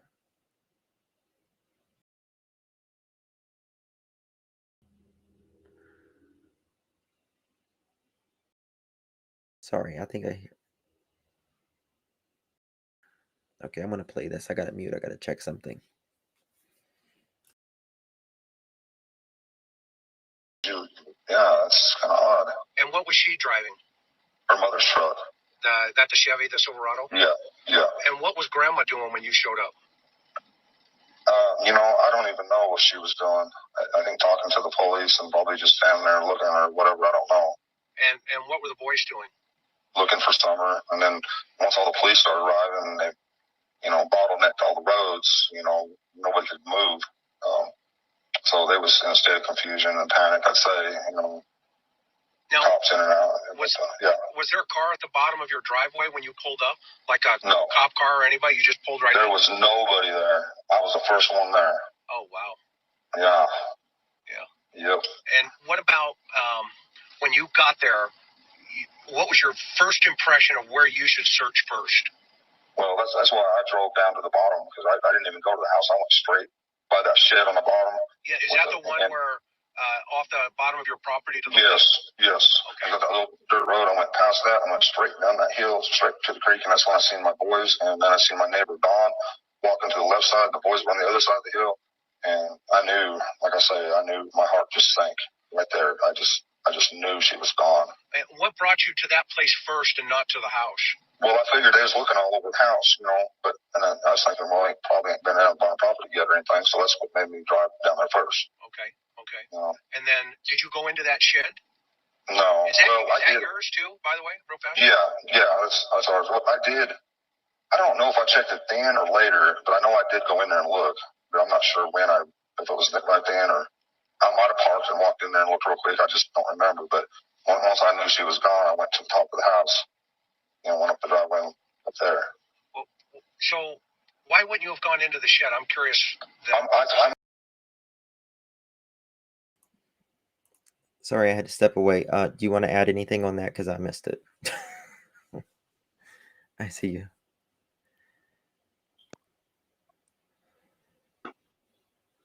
What were they talking about? About when Dawn got there, went to the shed. I went there and got to the shed, and why did he? I mean, why the shed? You know what I mean? Why the shed? There's something about them. Like the shed is way down off the property. I don't understand. I've never gotten that. Like, I've always thought the first place you go is the house. Excuse me. That's what most people would do. Yeah. It just doesn't make sense. All right. I may have. I just can't be sure on that. If I did, I went in there, but I'm not sure if I went in there right then or if I went in there at a later time. I'm not sure. Okay. And then go ahead. I'm listening. Well, once the police started arriving and everything, I was like, man, I'm going to go question all these damn drug dealers and everything like that. And, and they've. See, this is when he said, once the police and all of them started arriving. Well, the police was already there when he got there. And later on, he was called out. And they said, Donnie, the police was already there. Was he avoiding the police? Is that why he went down there to the shed? That's a very good point. He may have wanted to kind of stay away, for a minute after God knows what he did, allegedly.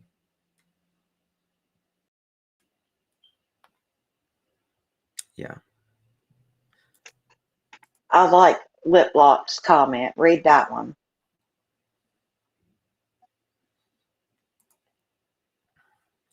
My theory is, regardless of what happened on Summer on June 15, 2021, she was being pimped out of that shed, and DW went there first to absolutely sure she wasn't there. That's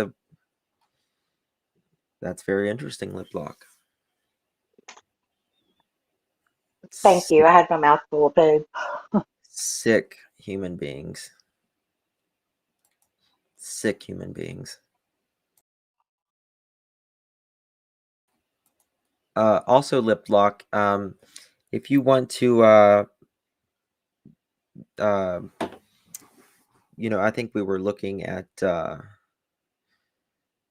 we love you too, Shorty.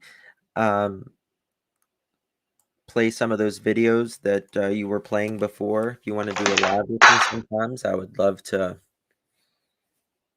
talk about them. I think they're very interesting. Those recordings that you have. Of mine? No, of Lip Lock.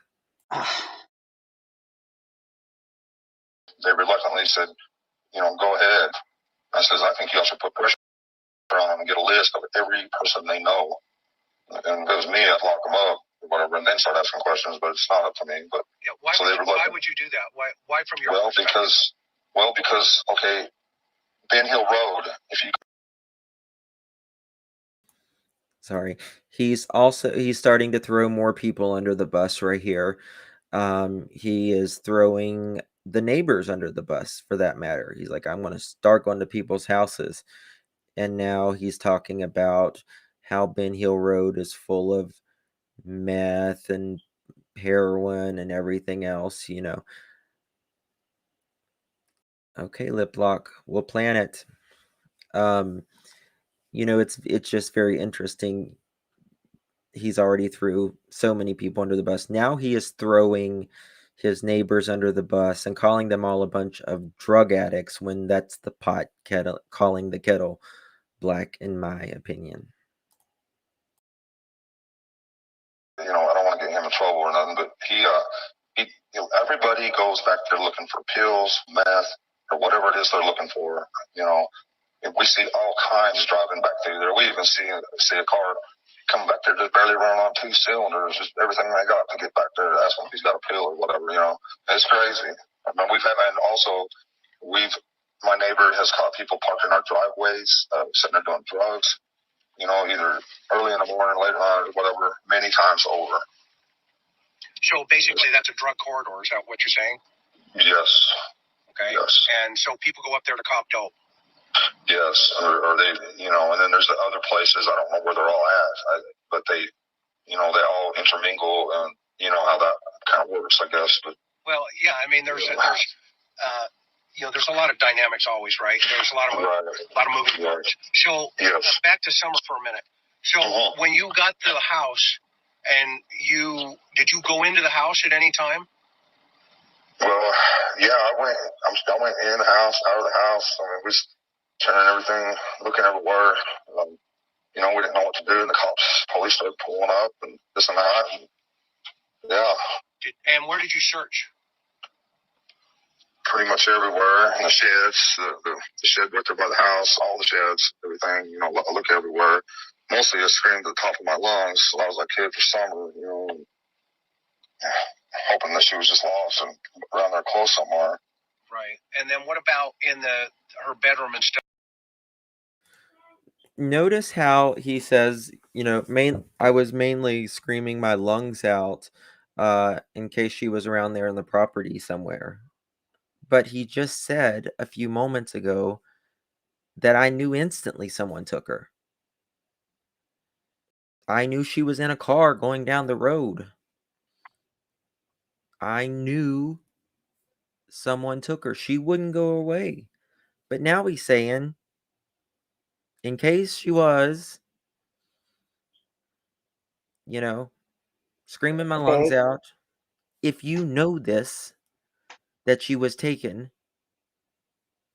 then why are you doing all this?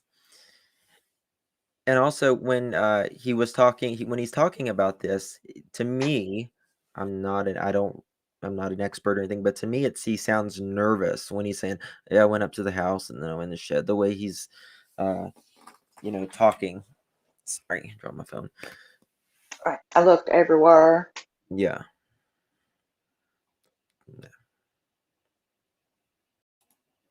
Yeah, he is kind of fumbling, stumbling over his words right there. Stuff. Did you look down there? Well, yeah, I mean, Candace went under too, and she looked under everywhere, under everything, you know. Right. She told me, you know. Right, but that was different than you, though, right? Did you? Yeah, but I did. Yeah, I looked everywhere also. Yes. And what about the door? You know, I don't remember. But I do know the boys. We cuss them because they just leave it wide open all the time. Right. You know, I'm like, man, you got to keep that locked or shut, and they just don't listen. Now, I don't know how long that's the sofa that was allegedly in front of the door there, that Allie said it was there, that Jose said it was there. Everyone said there was a couch in front of that door because Summer and the kids would go out, right? Why did the couch move? Where's the couch? What happened to it? Right? And, you know, then he says, you got to keep that door locked or shut. And then he's talking about because they always left that door unlocked. Well, then, if it was always leaving it unlocked, that's the reason you had the couch there. You know, why did the couch move? To me, something is very wrong with this picture. Because if Summer was, you know, getting out, or even if because they you know, they may have had the lock for, or the couch in front of the door as an extra security measure, if throwing the boys under the bus. They may have had the couch for an extra security measure, you know, if some people put stuff in front of the door so people can't open it and stuff. Because the lock was broke, allegedly. Right. But something is wrong. Yeah, I'd like to know where the couch is. Yes. Where is the couch? Why did you remove the couch? Those are the two questions. Yes. Hold up. Summer, or Candace said in the interview, Summer would go out that door and play with her toys. Yes. Yes, she did. That would be an inconsistency.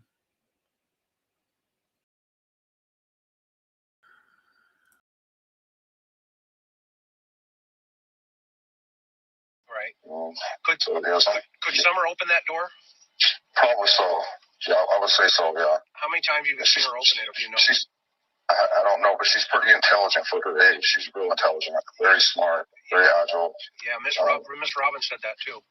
Yeah, she loves to run. I could be running my lawnmower, and she would just run behind me constantly the whole way, nonstop. The boys would be riding their little motorcycles, and she'd be right behind them all the way, over and over around the house, just nonstop. Plenty of energy. Would she chase them? Well, she'd just be running behind them, laughing. Right. She wouldn't be, you know what I mean? Yeah. Like just kids, having fun. Like little kids do. Yeah, she don't even need a bike or motorcycle. You know. Right. So tell me more about her personality. She just loved. She would always come to me, Dad, and hold my hand so I can twirl, and I'd hold my arm there, and she'd just sit there and twirl till my arm just about give out. She loved to do that. And sometimes we play rock and roll music or whatever music, and she liked that song Godzilla. I had it saved on my phone, you know, and everybody put me down for that. But for something about Godzilla, she just liked. She always said, "Well, he's a nice monster. He gets all the bad monsters. He takes care of all the bad monsters." Yeah. You know, so just if they only knew, right? If the little kids only knew. Yeah. And Thunderstruck. I noticed that too. He said agile. Summer was very agile. Why do you say that about your dog? Like, it's just a weird thing to say to me. I mean, it may be just me and Thunderstruck, but do you think it's weird to say that? I think Don says a lot of weird stuff that I just can't explain. Yeah, got me there. Don is a thief. He is projecting his own behavior. Well, Don has been convicted of breaking and entering. That I can tell you. Clearly on his record. Several times, right? I believe so. I know at least twice. So when you pull up and you see Grandma, what was Grandma doing? Just kind of standing there dumbfounded, if I remember right. You know. Do you get along with Candace's mom?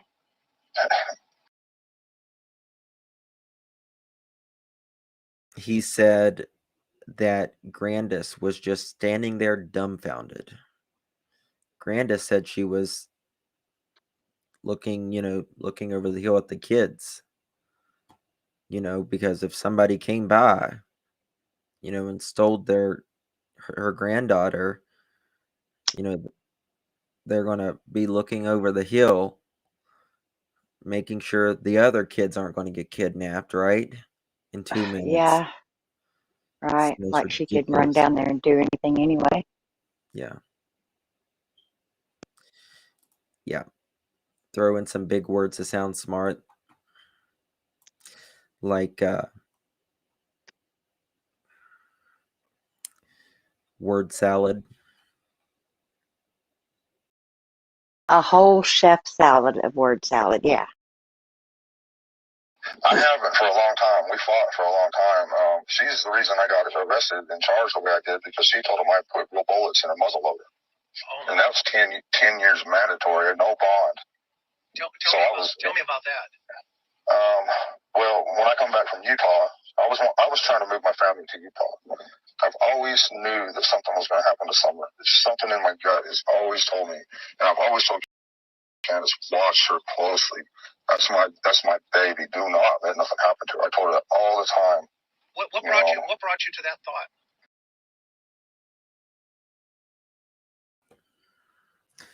Why did he say this? I think that. Hold on. Okay. Metabolism. What did Candace say the other day? Using the word metabolism. What was it? I forget. I don't lie. It ain't in my metabolism. Yeah, that's what it is. Yeah. I ain't gonna lie. Dumb bitch. Ain't in my metabolism. Oh, God. I just can't. Now, going back, Don Wells says, well, when I came back from Utah, I was trying to move my family to Utah. I've always knew. This is just a weird thing to say. You go from Utah. When I came back from Utah, I was trying to get my family to move to Utah. I've always known that something was going to happen summer. Something in my gut always told me, and I always told Candace, watch her closely. That's my baby. Do not let nothing happen to her. I told her that all the time. Have you ever told your husband that, ICU? Not about the kids, no. Right. I mean, you might say something in my gut like, I felt like that was going to happen or something like that.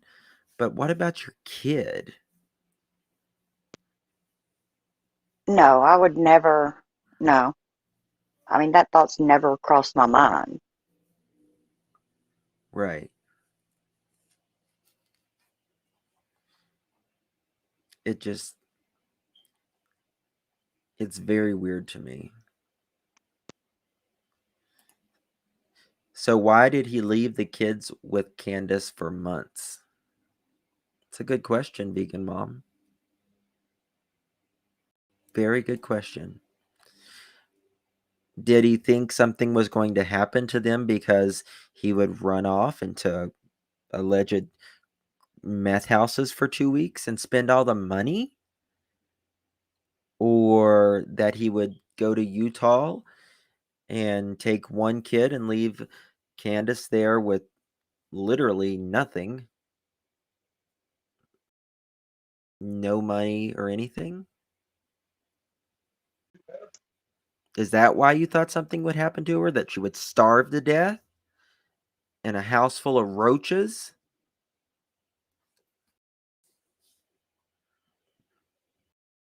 So disgusting. Yes. My question is, why did he feel Utah was a safer place for Summer than Ben Hill? I don't know. Like, I don't know if he meant it that way or if it was just, again, another word salad. Or maybe he was running from, people he owes money to. That's a good idea, or that's a good thought. He could have thought eventually Candace will break since I've been here so long in Utah and she'll follow us out here. I'm not going to give her any money. I'm not going to do anything because I know that there's people after me. Right? Right. I owe a debt from Very Mexico. possible. Mm-hmm. That's good.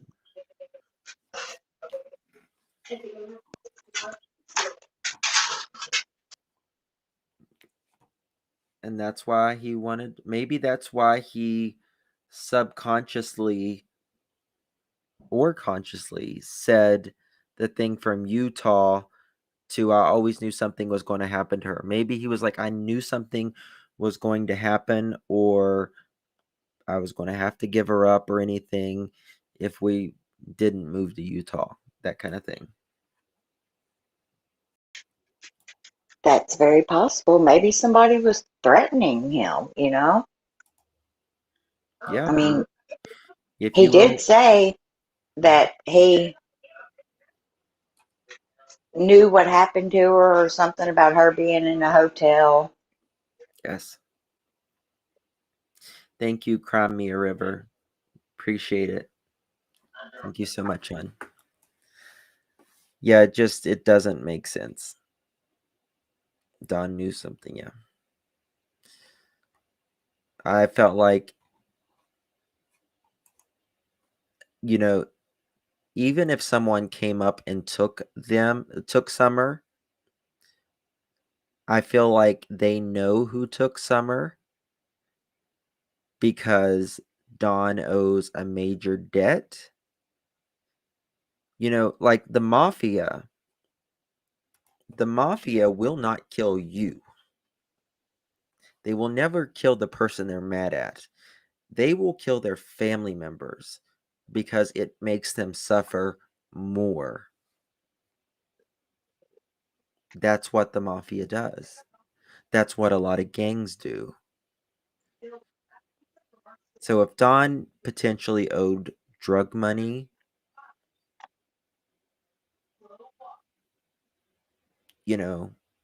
how did that Subaru get paid off so quick? That's what I would like to know. How did that Subaru get paid off so quick? Because, Don made good money, but how do you pay? I can't pay my car off like that. I don't know how the hell he did it.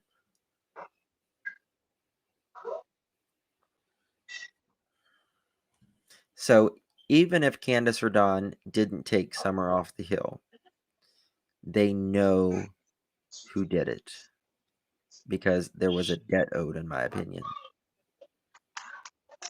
Yes. Regardless, they know, in my opinion. I don't know. I couldn't put my finger on it. I didn't know what it was, or I just always had this feeling that something was going to happen to her. I didn't know she was just going to get accidentally run over. I didn't know what it was. Did you think she would be kidnapped? Never, nothing like that. Okay. No, I just knew it was something. I just had this intense love for her. And I think she knew something too. I think something was. I don't know if you believe in guardian angels or what, but it's something.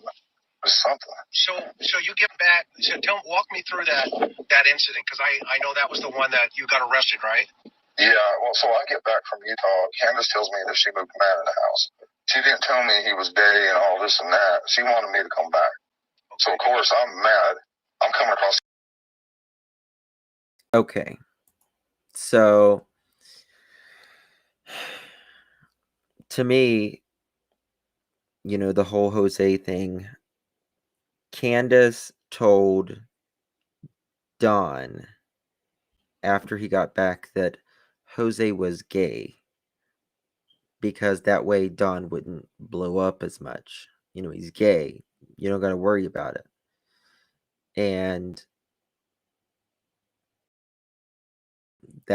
to me, that is the reason why Don came back, because Jose never said he was gay. Jose and Don talked on the phone while they was in Utah, allegedly, according to Jose. But Jose never said he was gay or anything, and that Don came across from Utah, he said, going 110 miles an hour, or really fast, whatever. And he'll talk about this part here. But then in this, he says, she never told me he was gay. And I'm coming across the United States 110 miles an hour in that little truck.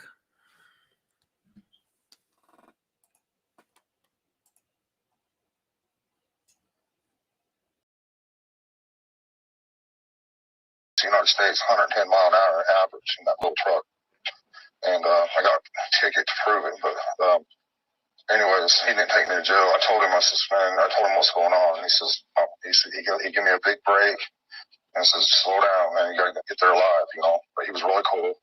And so I come on and get there. And, the first day, everything's kind of okay. And then we started drinking a little bit.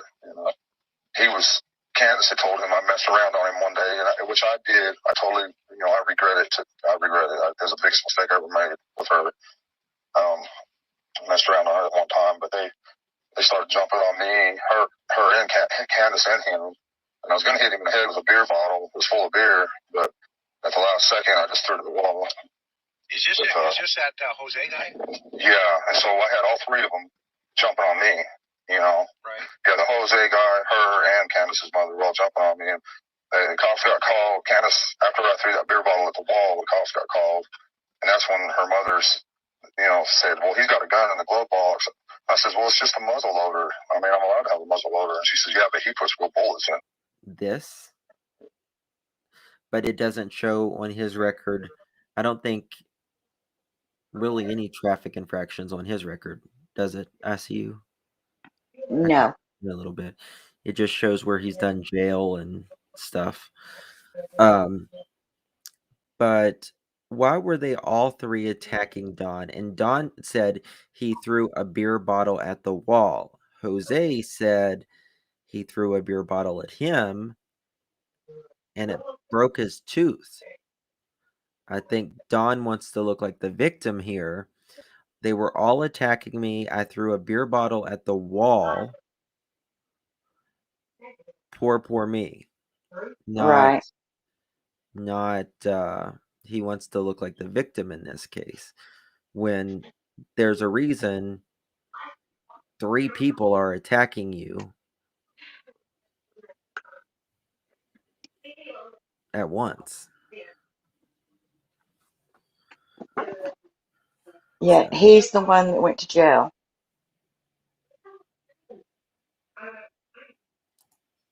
My hubby is very knowledgeable about firearms. He says one cannot put bullets in a muzzleloader. I didn't think you could either. But I mean, I don't know that to be certain, so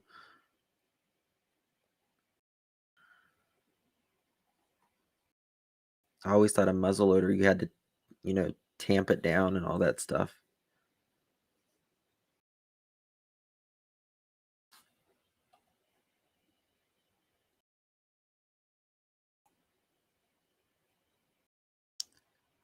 Why are you shooting the fridge door with it? He is a felon, can't have gun, but maybe BB or pellet. No. He has a gun. He had a gun. Guns, plural. And I can tell you, Candace has a gun now. Allegedly. A pistol.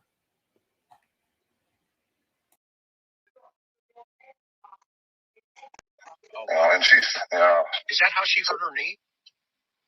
Well, she was pushing me.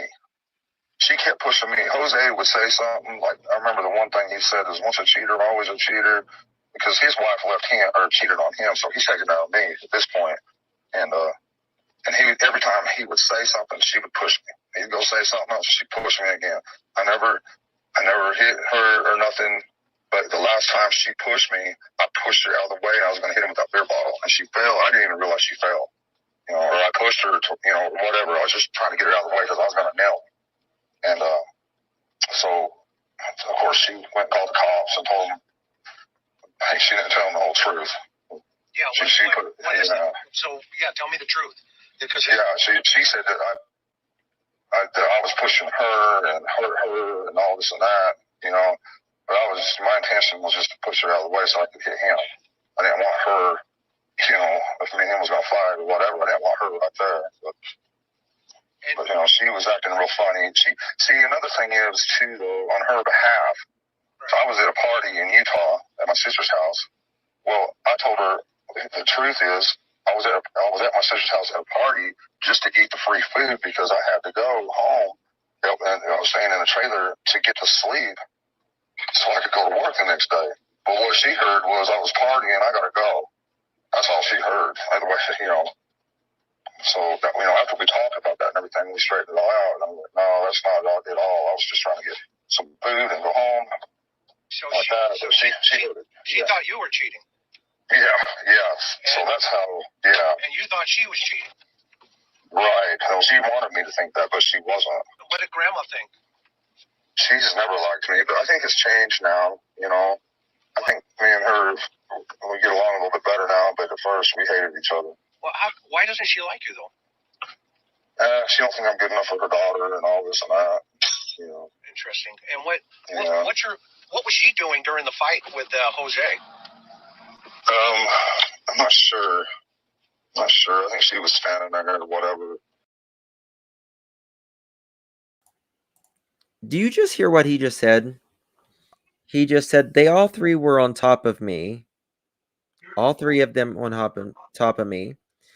And then Chris says, interesting. And what was she doing during the fight with Jose? I'm not sure. I think she was just standing there or whatever. I mean, was this afterward that all three of them was on top of him, or what? I don't know. Some more of Dawn's jibber jabber. Yeah. And that's the night she hurt. Her mom hurt her knee that night, didn't she? I don't know if she hurt her knee or whatever. I have no idea. Her knee's been messed up. Yeah. And for a long time. Did she? You said she was getting in the way when. No. Well, Candace was the one pushing me. Okay. Jose would say something, and Candace would just shove me as hard as she could. I mean, she was shoving me hard. Okay. So it was my fifth or sixth time she shoved me. I just was trying to push her out of the way, and I was going, like I said, I was going to get Jose. But afterwards, we straightened it all out. After we was able to talk and see each other's side, and clearly, we forgive each other and just went on. Sure. Where's Jose now? That night, Candace's mom told him when they took me to jail. Candace's mom said, "Get your crap and get in that truck. You're out of here." Now, how do you know that? Because you were in jail. I don't know that for a fact, but that's what they both told me. Okay. Yeah. And what happened to him? She took him all the way to North Carolina to some woman's house. We don't know what happened to him. Now, Jose was not kicked out. He did leave a few days after he was paid from his job. And they didn't go to North Carolina. They did go to South Carolina. So that was an inconsistency. But a lot of people get North and South Carolina messed up, and Grandis may have said North Carolina, which is not that big of a deal, but. Well, Jose said that he didn't tell Grandis they were going to South Carolina until they were already gone. Yeah, well, Jose said he wanted to get away, and he said, "I need you to take me somewhere." And he said, once we got gas, that's when I told her where I wanted to go. Right.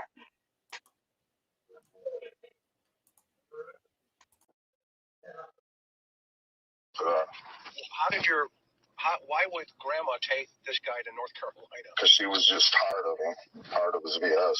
But North Carolina is kind of a drive, don't you think? It depends on what part of North Carolina you go to. It's just over the mountains. The border's right on, the top of the mountains. Okay. Over by, is that Cherokee in that area? I don't know. I have no idea. I'm just going by what they told me, Yeah, that's cool. But I believe it. Now, and then, so getting back to the baby here, because this is all this information. I appreciate it. We're gonna flush through it. So, now when you get back to do the cops ask you to hang on and stay on the property, or walk me through that day? Well, they kind of want me to stay there or whatever, but I'm like, man, you need to let me go question at least the drug dealers that I know of and find out, and let me at least try to figure out something. I can't just sit here and do nothing. Do you think the drug dealer took her? Not that I'm aware of. I mean, I talked to him, and he might wheel and deal to keep himself going or whatever like that. But I just don't see him as being that kind of a person. No. Have you known any kids to be traded for dope? Never in my life. I've never even heard of anything like that before. Okay. I think it'd be interesting to see if one would even do anything like that, because I think most of them tell you that they'd probably beat the hell out of you. Yeah. Or you know what I'm saying? I mean, yeah. I mean, yeah, but I think some of them got more integrity than that, even though they're a damn drug dealer. Sure. I don't know. Well, I mean, with the intensity of meth and craziness, right? Is it possible? Yeah. I don't know. I mean, I really don't know.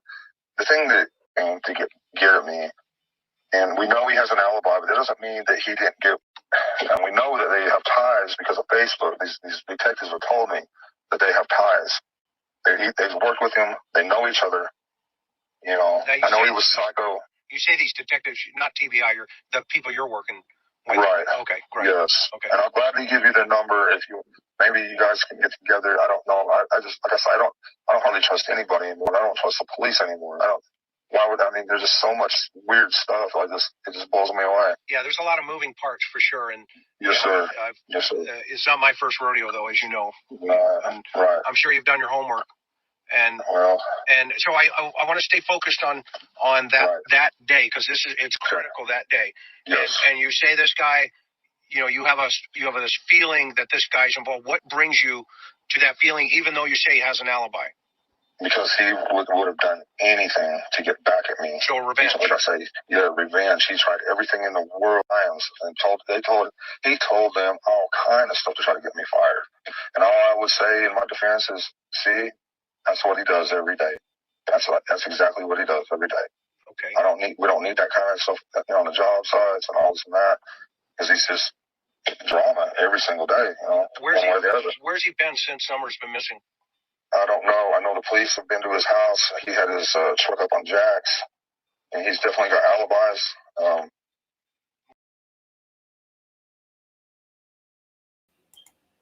He's very, very keen on what's his name? I can't even think of his name right now. Jose? No, this isn't Jose he's talking about. He's talking about the guy he worked with, the guy he fired. Dudley. He's very keen on Dudley. Again, he's talking about Dudley again. And he's saying that, he's got alibis, but yet I'm very suspicious of him. Thank you, Batgirl. Thank you. It's 3 for me. Why? He fired him the day before because he didn't want eyes around there, and he wanted someone that he had argued with in the past that he could throw under the bus. Yes. And that way, if he fired him, it would be a good motive for someone to potentially do something to his daughter, at least for a storyline.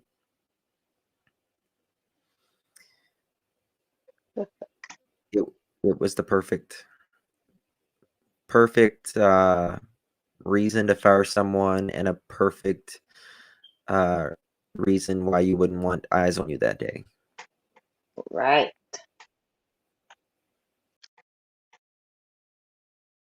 What kind of truck, real fast before you go past?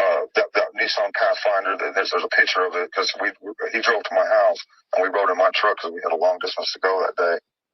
And it's just been a fight with him. You know how some of these meth people are. You can't reason with them. You can't. They start seeing stuff. They start thinking everybody's after them, and they start thinking all kind of weird stuff. So there's just no. A normal person cannot be around somebody who's on meth. Yeah, no, I know that feeling. Yeah, right. And so, what color was his truck? Yellow. There's a picture of it somewhere. I can't remember where. Somewhere on Facebook or somewhere. It's been going around, but it's pictured. Where Summer's dancing in the rain. Oh. You can see it in the background. Yes. And was he on the property that day? If you know. Yes. What time? When we come back to get, we come back and then he got in his truck and went home. Okay, when you say when we come back, when did you get in the truck? Right. I'd say we probably got back around 6:30, maybe 7, sometime late. It was a long day, And so how did he? To me, it's amazing how he can remember the times that day, which was further in the past than the day his daughter went missing. Huh. Imagine that. Yeah, kind of funny. Mm-hmm. Funny. When he needs to blame someone, throw someone under the bus. Damn, if he can't remember that time. Golly gee. Look everywhere but here. That's right. Exactly right. He can know that time like that. He knows where the meth dealers live. He knows where everybody's business except his own. Cannot remember the times that his daughter went missing. The phones were deleted, allegedly. Yeah.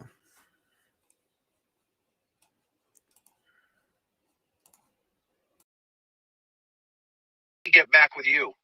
In this little white truck. Okay. We rode together way out past Greenville, way out there somewhere. Can't remember now. So did you did a job up there that day? Yeah, I was way out in trying to remember what it's called now, but my mind's blank. With him? Yes. Yeah, we rode together to save gas and everything. Plus, Troy has a big piece of junk. And is that where you got the phone call from Candace? No, this was way prior to this. When we was working out here in the Meadows in Jonesboro is when I fired him. Okay. And he kept, yeah. And that was the day before, right? Yes. Okay. The day before Summer disappeared. And so then did you come back with him that day, or the day Summer disappeared? Into the job? Yes. Yeah, I come back to work on the job and try to clean it up. And I saw some of the guys out there. I told them, come on over here and look at this job over here. Look at this. And they was like, wow. They couldn't believe it. This guy, his work was just horrible. And he's just out there. He's just big time out there. It I don't know. sounds like he was tweaking. Yes, but like worse than any tweaker I've ever seen. It could have been meth, but it's like worse than anything I've ever seen before. And I've seen some things in my time, but this was like way worse. Like maybe he was mixing something in grass, and he goes and tries to grab him and stuff, and luckily they fought back and everything like that. And but it's like worse than that. I don't know what it could be. I have no idea. You ever heard of crocodile? Yeah, I've heard of it. Yeah. Do you think that he could be crackulating on that stuff? It could be. There's something crazy because we're supposed to be a team out here.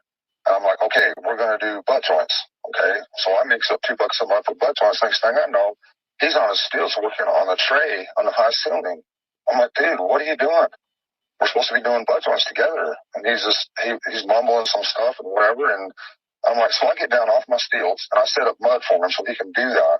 And like I say, he spent 2 hours on that thing. It was something that should have took 20 minutes, and just was cussing, and he's like, there's all kind of stuff in my mud. He asked me if I'd dump it out for him. I mean, he had mud slung everywhere. He'd grab a bucket. He's trying to do 100 mile an hour. I'm like, man, you got to slow down. You can't work like that.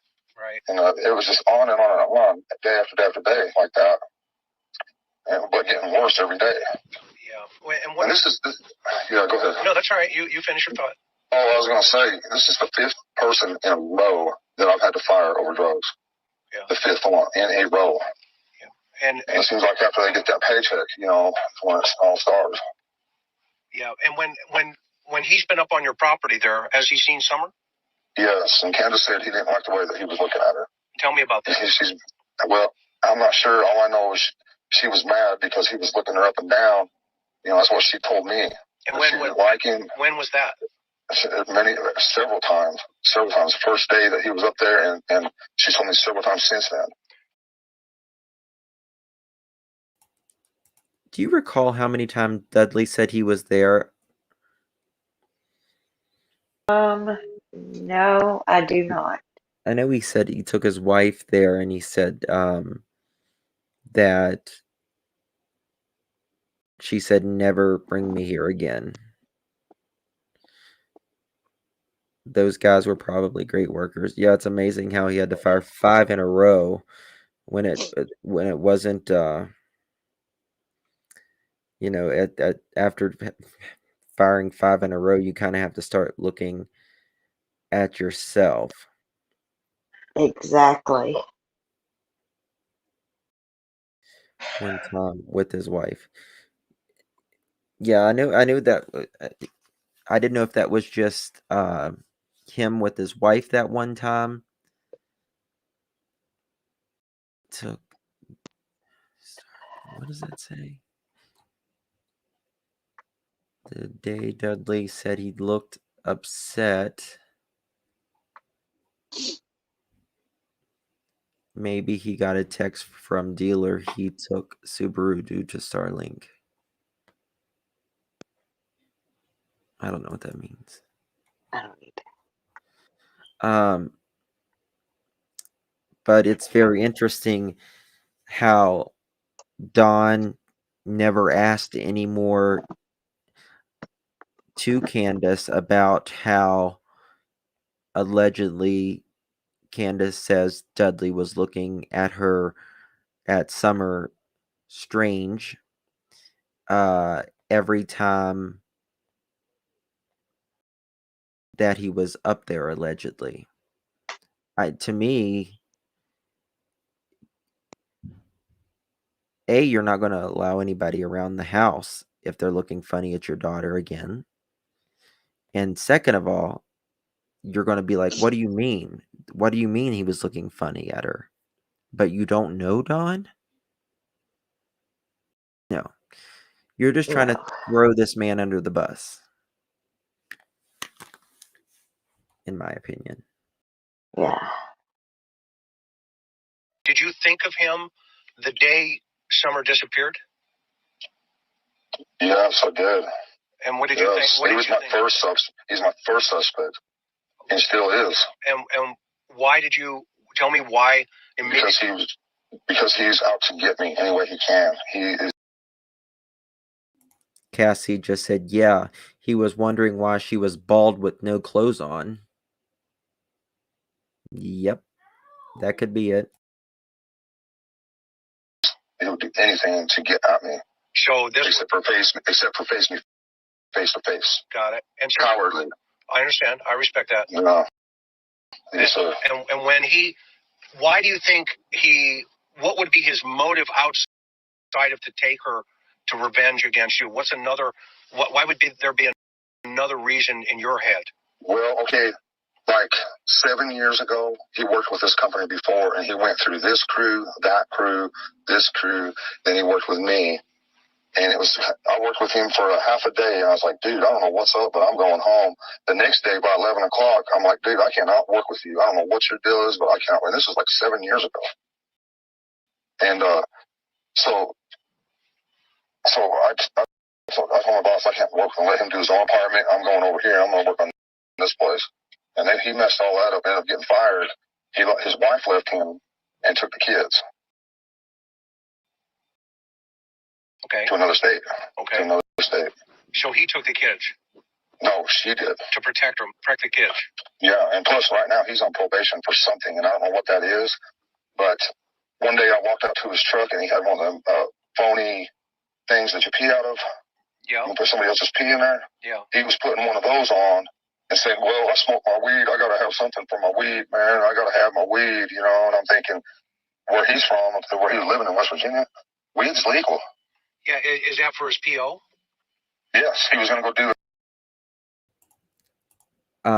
I am a resident of West Virginia. Weed is not legal here at all. Actually, I take that back. Like 2 months ago, they made it you can have a medical marijuana card. But that was just literally like 2 months ago. But it wasn't when Summer went missing. It was not when Dawn did this interview. And it's still not for medicinal purposes.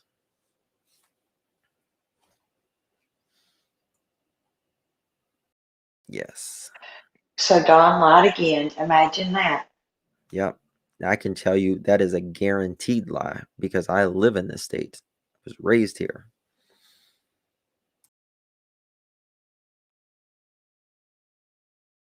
The drug test for his PO. Right. And I thought, well, I didn't think much of it then, you know, but after thinking about it, they don't care if you smoke weed. Yeah. That's the least of their worries. Yeah. I used to supervise every Thursday night, everybody coming in and with the pickup. So I know exactly what you're talking about. And you have to stand next to you and watch you piss, man. That's no fun. No, I guarantee you it's not. I wouldn't want that. But so okay, so what's your fear then? My biggest fear is that the heat's on him and he would get rid of evidence, meaning my daughter. Right. That's my biggest horrific fear. Has TBI and FBI interviewed him? Yes, and he's got alibis, and then they say, well, we just don't see him like that kind of a person. I say, you don't know him. You haven't seen his prison mentality come out like I have, or his thug mentality. I've seen it, and I tried telling them that, but it's just they don't even sink into them. Seems like to me. I don't know if they're really listening to me or just I don't know what TBI. They don't say. Robin Chapman says Dudley lives in Gate City, Virginia, not West Virginia. So if that's true, still Virginia at the time was not the Commonwealth of Virginia. Weed was not legal then. They just actually made it legal probably within the last 6 months, maybe less. Nothing. Now walk me through that. Were you in the joint with him? No. I've been trying to straighten my life out for years since I found God. Right. You know, I was locked up in Utah, you know, and drugged back to prison many times for nothing. Right. I remember you told me that. I mean, I'm not perfect. I'm by any means. You know, I've done stupid crap. You know, and you know, you get in that revolving door. You know, you can go out and sell drugs or whatever you want, and you're just going to get a slap on the wrist, do 4 or 5 months, and back out. Everybody knows that. Right, right. You get violated, and it's like a free party, kind of. Right. And yeah, I remember you told me that you were at Hill Air Force Base, and your PO told your boss and kind of snitched you out, and that kind of. They come out there too deep, and whatever they told my boss, he was just shaking in his boots. He's like, man, I can't do this. Yeah. You know? So they got me fired. And what were you in custody for? Can I ask you that? Well, I mean, I can find out. You know that. Well, yeah. Somebody was. This guy I was having a hard time with. He was messing with my sister, causing her a lot of trouble, and that's just an excuse. There's no excuse for what I did. But I hot wired his truck. I took everything out of his garage, Harley stuff, everything, and loaded it in the back truck and sold the truck at home for nothing. But there's no excuse. I did what I did. It was wrong. Okay. You know, I've heard worse. Go ahead. Yeah, but yeah, that, you know, stuff like that. What else you've been locked up for? I mean, what other things have you done? I don't remember. You don't remember? Come on. I mean, I've made trips to Mexico.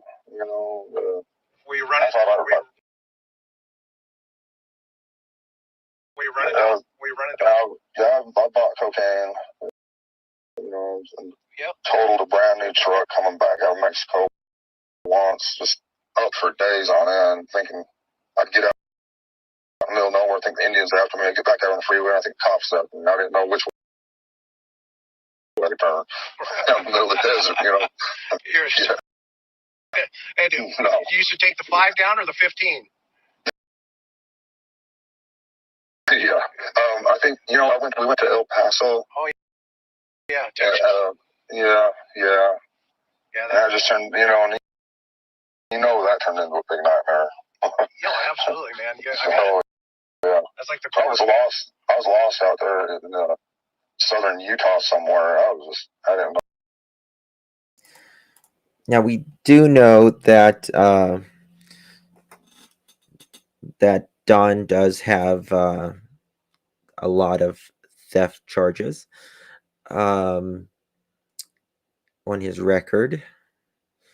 And hello, English Rose. Good to see you, hun. And we also know that, well, Don says with his own words that he has drove to Mexico being a mule, as they say. We also, Jose has told us that Don, was it Grandis or Candace? I see you was telling him one night that Don had went to Mexico and was down there for like 2 weeks, according to Jose, and that one of his sisters went to find him. Yes, I think he said Candace told him that. Yeah. And I don't think it was the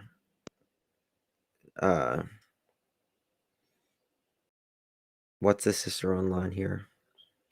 I can't think of her Mary. name. Mary. I'm horrible with names, guys. It wasn't Mary. It was another sister. Sonia. He didn't say. I don't think he said the name, but I said Mary, and he said, I don't think it was that one. Very interesting. Very. Which end was up or down, and yeah. So you were running dope. You've done, you know, it sounds like you stole the guy's truck, and then. Well, let's just say I tried to. Cassie Rocco says Jenna said that as well. Interesting. Run dope. Okay. It's hard for a doper to run dope. Yeah, that is a. I ain't gonna lie to you. That's a very true story, man, right there. Yeah. Right there. And then what about when this thought process comes to my mind here for a minute about what was she wearing that morning when you The same. Well, when she was asleep next to me, I'm not sure. I just woke up and they stayed in bed and I got gone to work. I'm not sure, but I know the picture of her wearing where she's asleep by the milk jugs. That's what she was wearing when she was kidnapped. Okay. Okay, so it's the same outfit. Yes. And is that the outfit Candace said did she change when she went back in the house, or do we know? I don't think so. That's the outfit she was going to wear for her first day of school. Oh, so this is the outfit. So it had some sentimental value for her. Yeah. Did she? Do you remember, chat and ICU, when we showed Jose, which he said this publicly, but he said this privately to us, ICU. He said, "That's the nicest I have ever saw Summer dress." I know. I thought he was making a mistake, What do but you he mean? was like. I mean, the first thing through my head was, "Are we thinking about the right picture?" Right. Yeah. And for us, it was just a normal outfit for a kid. Right. I mean, she looked cute, but for us, the prettiest outfit you would think for a little girl would be a dress. Yeah. Yeah. But, he told us privately, he said, because that wasn't Summer. He said, Summer was always, dirty with usually just some shorts on, barefoot, and without a shirt. Cassie says, "Remember in the beginning, Don wrote on Facebook that he had a dream Summer was in Mexico, looked up a town on a map." Yeah. Yeah.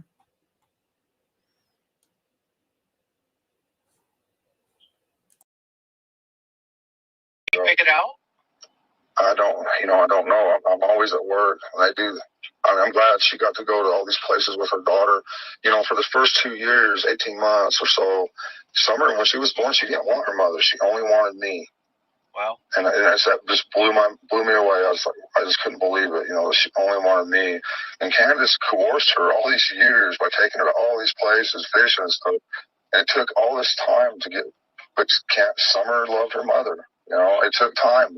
And I don't know why she was just so attached to me like that. I've never had anything like that happen to me before. And I was just so thankful. I thank God, Yeah. So I've never had anybody love me like that. Yeah. No, I get it. What about, I want, now this one's going to be a hard question, okay? So, It's all right, brother. It's all right. oh, well, I'm, being straight with you. So, Right. what, your ex-wife, years ago, tell me about that scenario where, she went over and got the kids. My ex. He does talk about how he says it was weird that Summer wanted him, not Candace. But truthfully, I feel like, in my opinion, Candace was jealous of Summer. And that, if there's an energy, a bonding energy, between your kids, especially when it's like, when you like mothers do the skin to skin and, you put them on your chest and stuff. And I just felt like Candace never did that. She doesn't know how to. Maybe, she never got that. She didn't want that. And I think that's why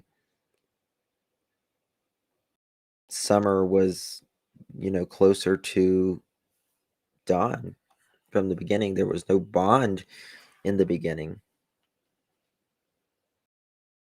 Yeah, there's a lot about that just,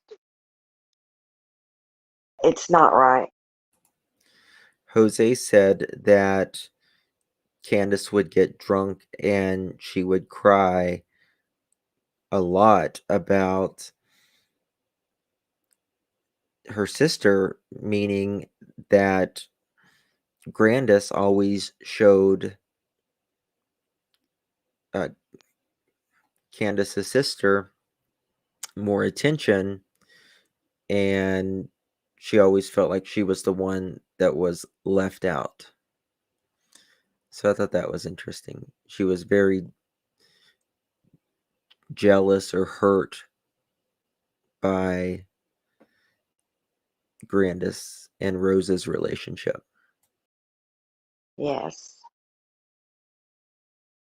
I forgot the kids. I don't know what you're talking about there. Well, she said that,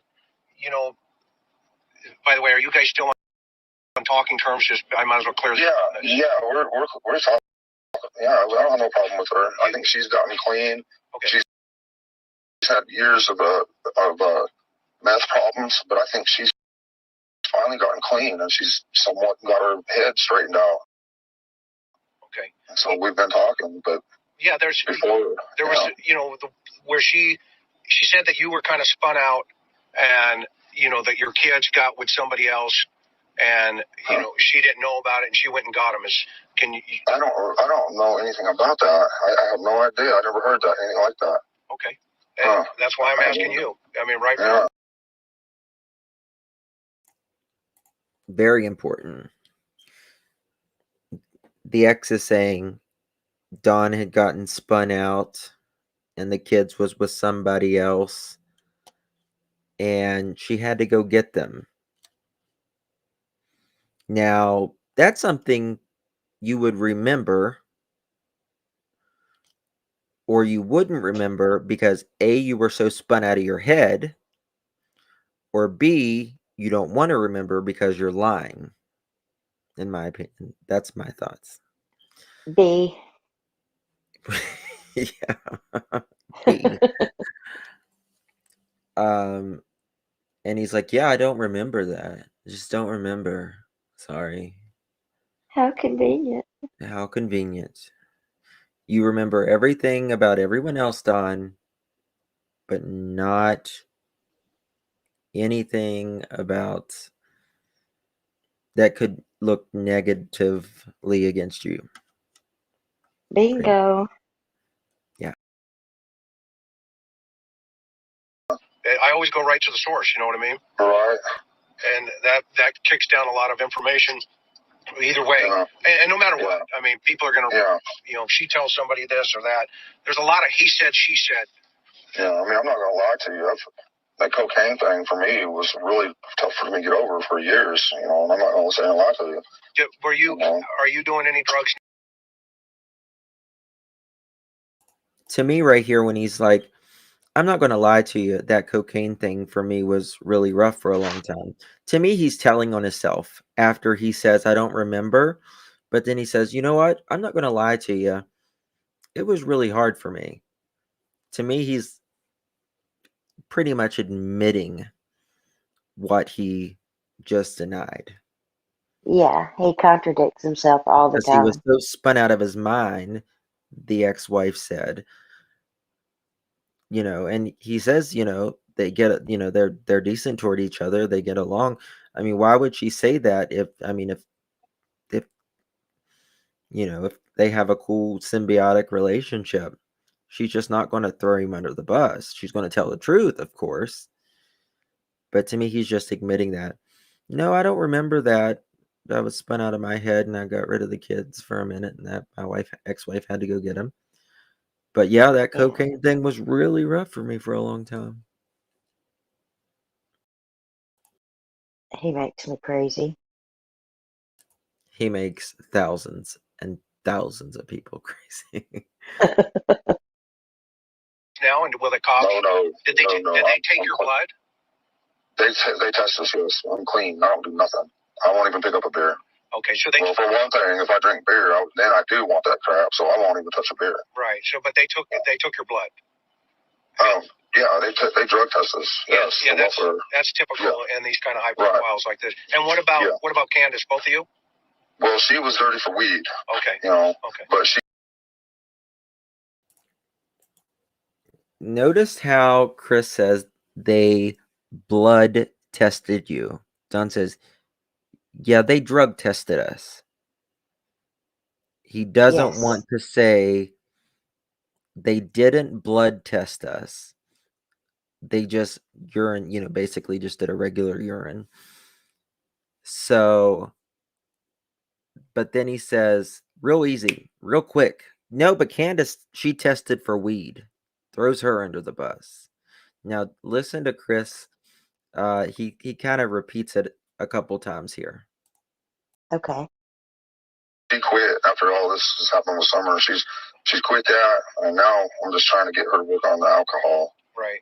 Because I'm like, she started drinking last night, and she quit for like 2 days. I'm like, Candace, when you drink, it just makes it hard on me. Now I got to babysit you and everything else, and it just ain't right. Now this is another hard question. All right. Yeah. If and by the way, I had heard that too. So I was thinking through that. So that leads me to think, could she have been high, and that would have played a role in not necessarily, just where she's not paying attention or grandma's not paying attention. And does grandma smoke? No, not at all. Okay. And the thing about that is she won't smoke during the day. Okay. And she will not drive and smoke because she's so afraid that she's going to get a DUI and all that, and so she will not touch it. Okay. But she'll smoke a little bit at night. If she has a few drinks, she might smoke a little bit, and then she's going to bed. That's it. End of Candace. Okay. Till she wakes up in the morning, and then look out. Got it. And then tell me about Hunter.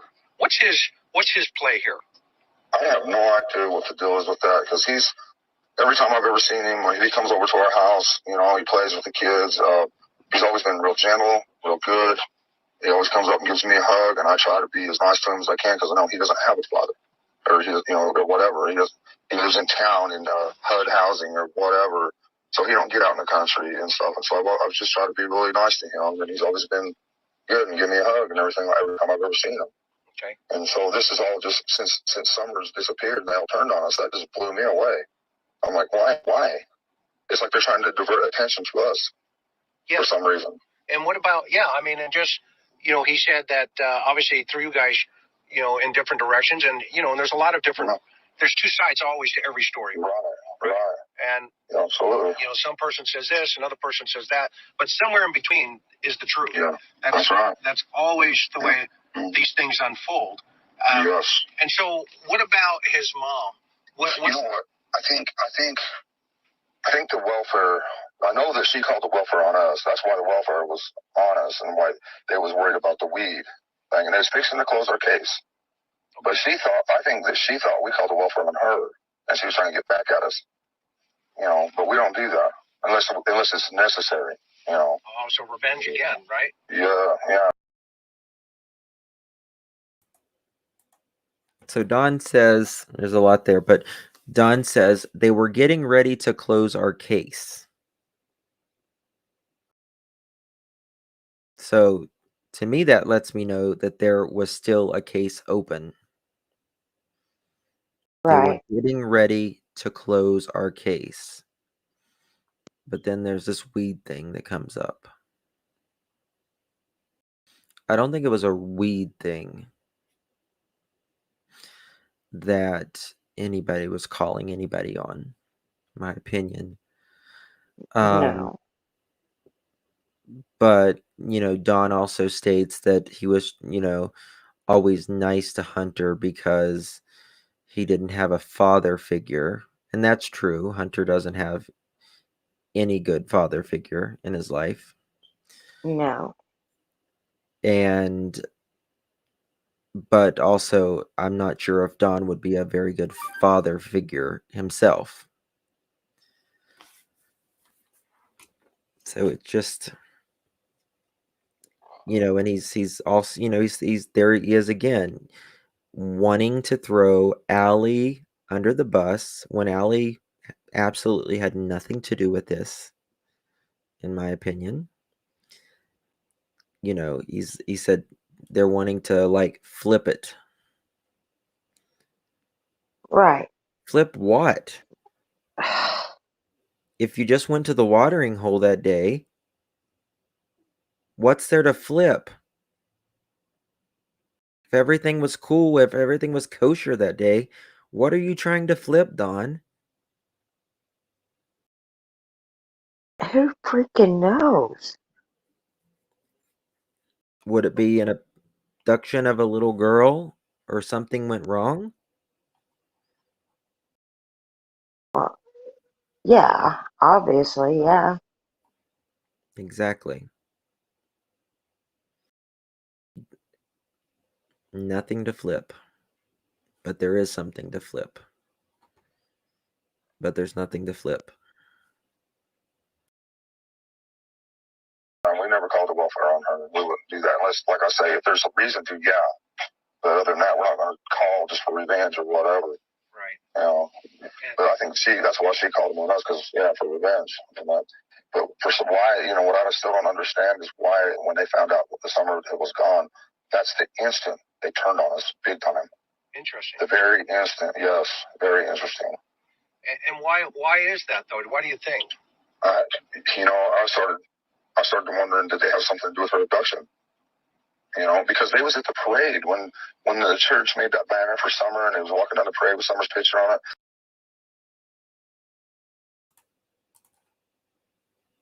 He threw him under the bus.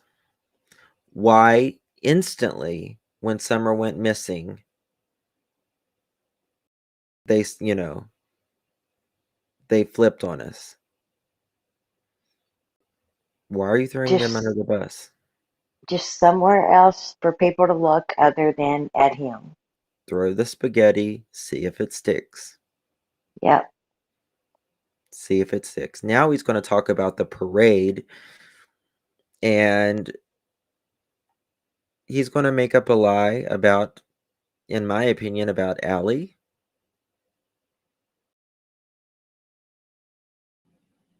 And I don't believe Allie did this. I do not see Allie doing this. You know, even when Candace and Dawn and Allie and all of them were having their problems, Allie still allowed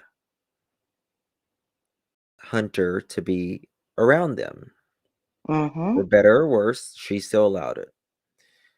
Which lets me know she didn't have anything.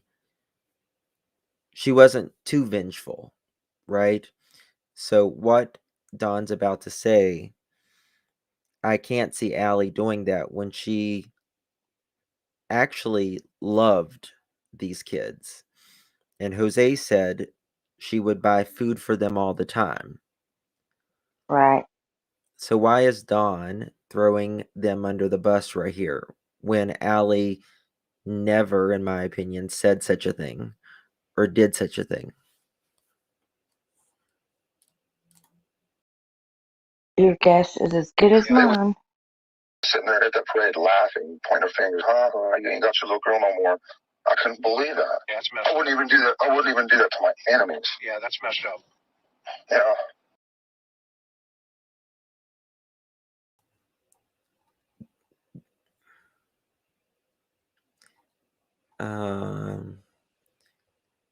Good night, Bonnie. Have a good night, hon.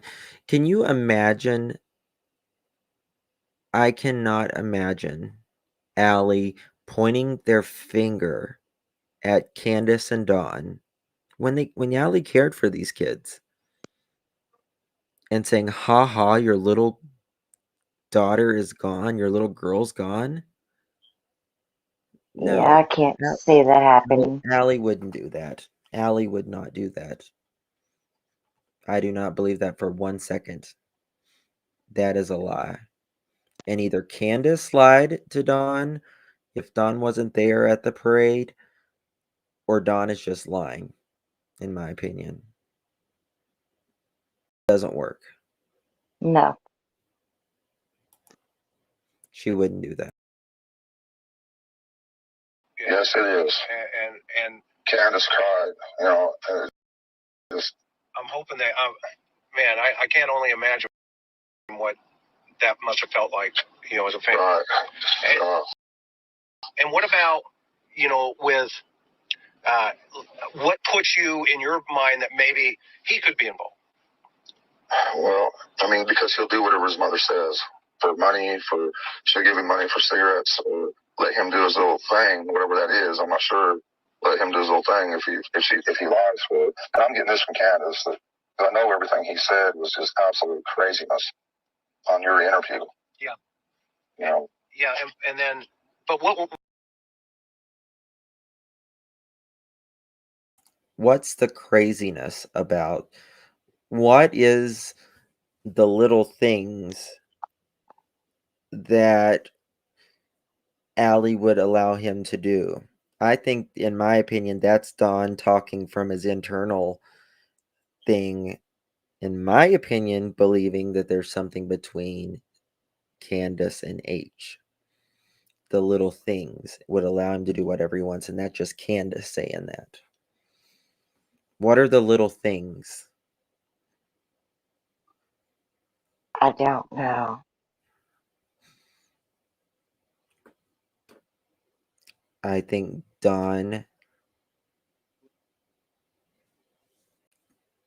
thought something was going on between the two. And I think he found out that day that H was with Candace.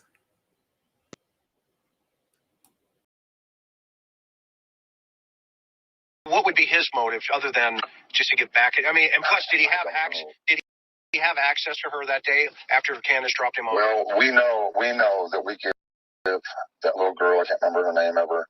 She's like half black, half white. I can't remember her name. Dang, I can't remember her name. But her and Summer loved each other, you know. And we give her a puppy. And that puppy, you know, when it got older, next thing we know, it's at our house. So we know they drove out there and dumped it off. When? At our house.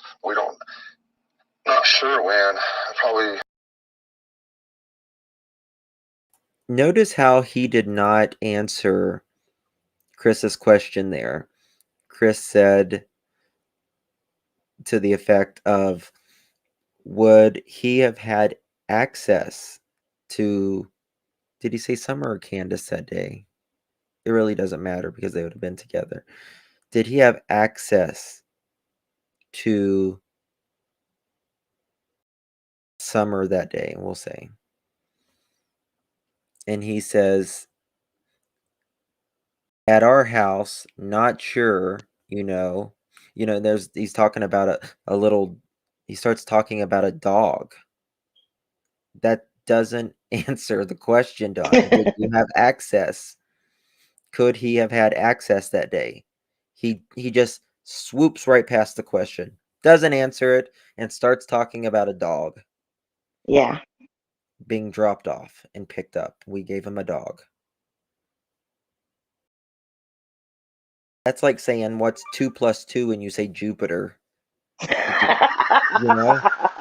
That's just the way it is. I mean, you're not answering nothing. You're just giving me another word, another story. Thank you, Frosty. Oops, where to do with it. We're learning so much about so many people during this crazy case. Prayers it will come to close soon. I agree, Frosty. Thank you so much. We're praying.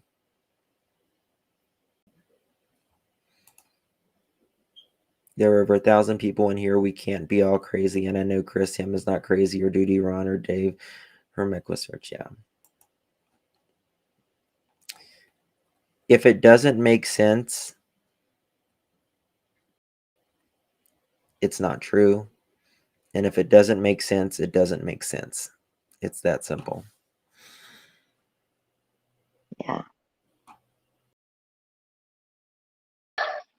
You know, I'm not exactly sure when Candace might be able to answer that question better than I can. You know, and maybe I can get back to you later or something.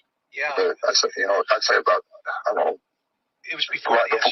Before Summer was, yes. Yeah. A week or two before Summer disappeared, yes. Okay, so I want to focus on, that day, right? Because that's the critical part for us to kind of sort through, what's reality, what's not reality. Right. And we got dope involved, in terms of different people, and people tweak and hallucinate, and they do all kinds of weirdness, right?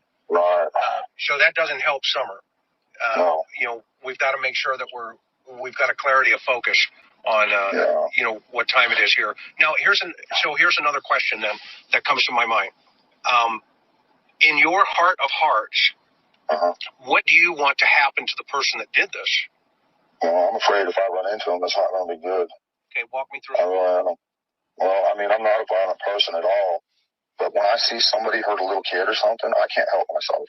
I don't know what it is. Something just triggers in me. If I see someone being cruel, and it don't have to be my kid. It can be anybody's kid. I see somebody being cruel or cruel to an animal, I tend to flip. I don't know why. I don't mean to. I mean, in my opinion, he is lying through the crack of his arse there. Yes, that was big. It is very well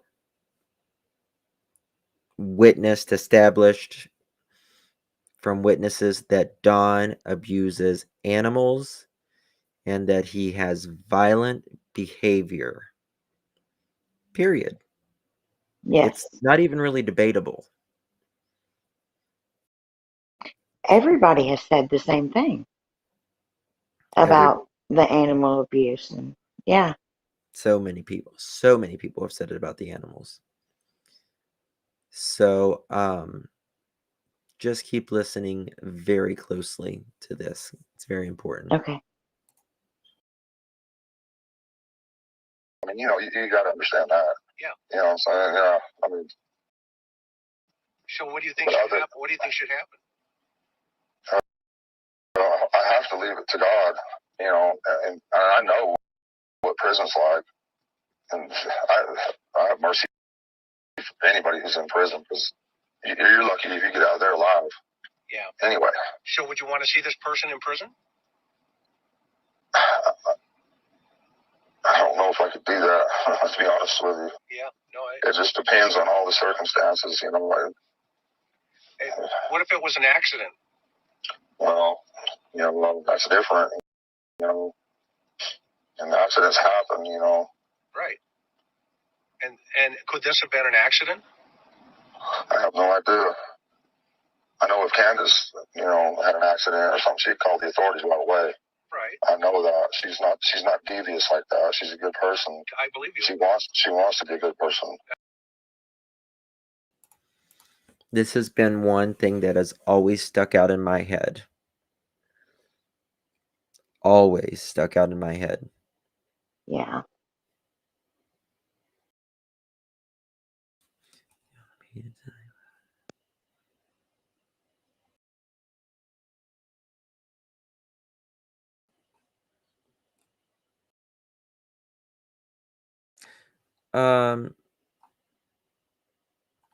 Could y'all take care of that? Mods. Don talks about what should happen to someone that does something to your little girl.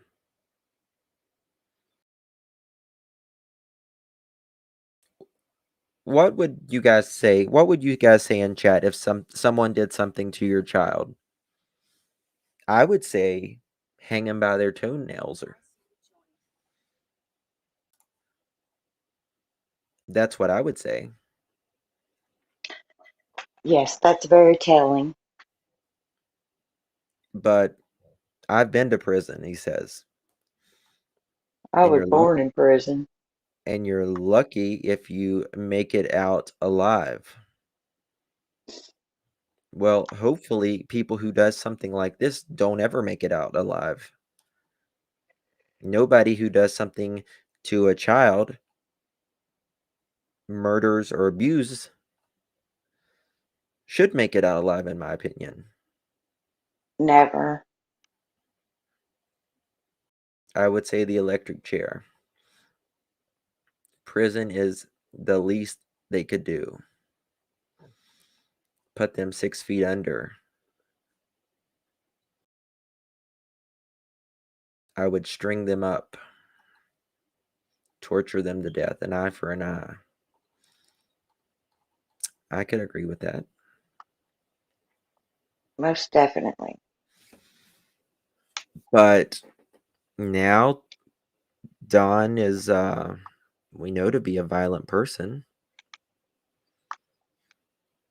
and loves to throw people under the bus. He's trying to throw people under the bus. Yes.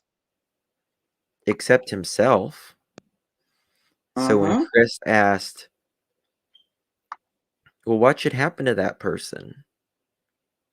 Why did he not throw him under the bus that time? Why did he not throw anyone under the bus that one time whenever Chris asked what should happen to them? That's a good question. Because he's talking about himself?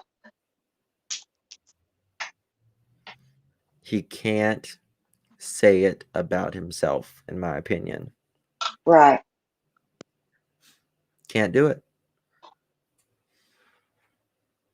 Because if it was, in my opinion, someone else, he would immediately throw him under the bus. Because he loves to throw people under the bus. We know that. We've witnessed it.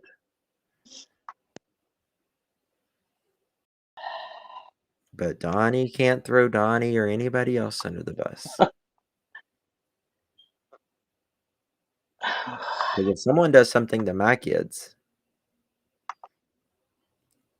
they better fry.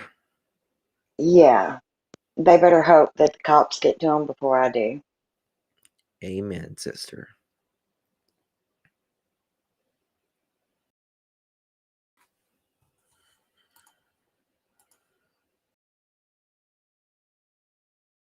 And you know, and Don, I told you the first time we talked that I had a lot of respect for the fact that she talked. And one of my thought process is, you know, as this whole thing unwinds, I mean, is it possible that, you know, maybe Grandma hurt her by accident and it just got out of control? I mean, the goal here is to find Summer and to put the truth on the table, right? Right. Well, I think if that was the case, she would have either called me or authorities right away. I don't think they would do that because I think they realize, you know, even this much later, if it was an accident, it's better to go to the authorities and tell the truth. You know, accident's an accident. I don't think they're that stupid like that. No, I'm not saying they are. No, I know you're not. I know you're not. I'm not. You know, I'm just saying I don't think they would. I just don't see that. Is it possible though? I mean, I'm really trying to help you. Right. And I thought about that scenario myself, but when I think about the day that she called me hysterically and freaking out and everything, you know, I just don't think so. Well, I don't believe so. But you see, it crossed your mind. It could have been. And so let's talk about that. Let's talk about that. Okay. And because, you know, the worst case scenario is the last thing anybody wants. If this is an accident, then it's an accident. Right. Okay. And that's the way it is. Okay. Yeah. And you know, then what happens then is everything gets shut down and everybody says, "Oh my gosh, it's an accident." Well, if it were an accident, I don't think Candace would be on Facebook 24/7 for the first week like I was. Right. Trying to get the story out, putting all the pictures out, and everything that she's been trying to do. You know, and the same as me, trying to do the same thing, putting ourselves out there, getting, you know, put down left and right, over and over and over, and crying, you know, constantly. And that's the worst thing she can do is drink, because then she just turns to all tears. You know, even when the policeman brought her a bottle one night, I'm like, oh gosh, that was really nice of him, but man. That comment has always stuck out to me. Even the policeman brought her a bottle of wine. Bullshit. Bullshit. That's a lie. I live in West Virginia, but I also thought I heard a conversation that he and Dudley did, like Huntington, West Virginia. Don has mentioned West Virginia before, that he has worked in West Virginia. That is true, couponing with Donna. And he mentioned that in the very, very beginning, that they have done work in West Virginia. But I don't remember where he said, like, what city. But yeah. Does anybody believe that the law enforcement would bring alcohol to a drug dependent, alcohol dependent person while their daughter is missing and they have 3 other kids missing in the house, or not missing in the house, but 3 other kids in the house? No. Mm-mm. Even Chris said that if, the guys that he worked with found out about it, they would laugh him off the force. Yes. Not today, Satin. Not today. Not today. Her emotions come out, and I'm sure I don't think it's possible. I really don't. Okay, so then we have to ask ourselves, let's eliminate, did she fall down the stairs and, everybody, panics. Okay? No. I'm just thinking out loud. I'm thinking out loud. Right. Yeah. How does she get out of the basement? If that's Up them little stairs. She was real agile. I mean, she swing around like a monkey. She could pull her body weight up on a swing. The boys can't even do that. right. So from the moment Candace is dealing with mom, and when do you think would have been the moment somebody would have snatched her? Either somebody was laying in wait in the basement, or that dog trail there, because if you just have a little bit of camouflage on them, you're not going to see them. Right. And so they could have snatched her quick. What did your boys say? They were glued to the TV. They weren't, and you can't say nothing to them. They're just in la la land. Right. They were all glued to the FM TV and their games on their phones, and everything. So they, Were they playing any games? Yeah, they were playing games, and they was on YouTube watching. I forget what that is. It's like a puzzle game where you build stuff on there. I don't know. I forget what it's called, but they loved watching that. Oh, Minecraft? Minecraft, yeah. He said if someone was waiting in the basement or someone was at the dog trail. Now, the boys were there all day by themselves. They weren't invited swimming, which is weird, but you'll take another person's kid. Okay. That's weird. The 3 boys was there left, many hours. Mm-hmm. And nobody took the boys.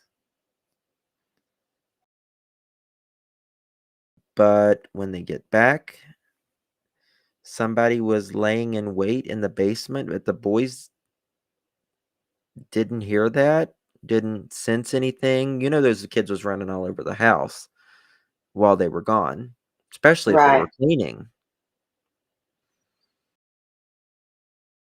Yeah, they weren't cleaning. Yeah.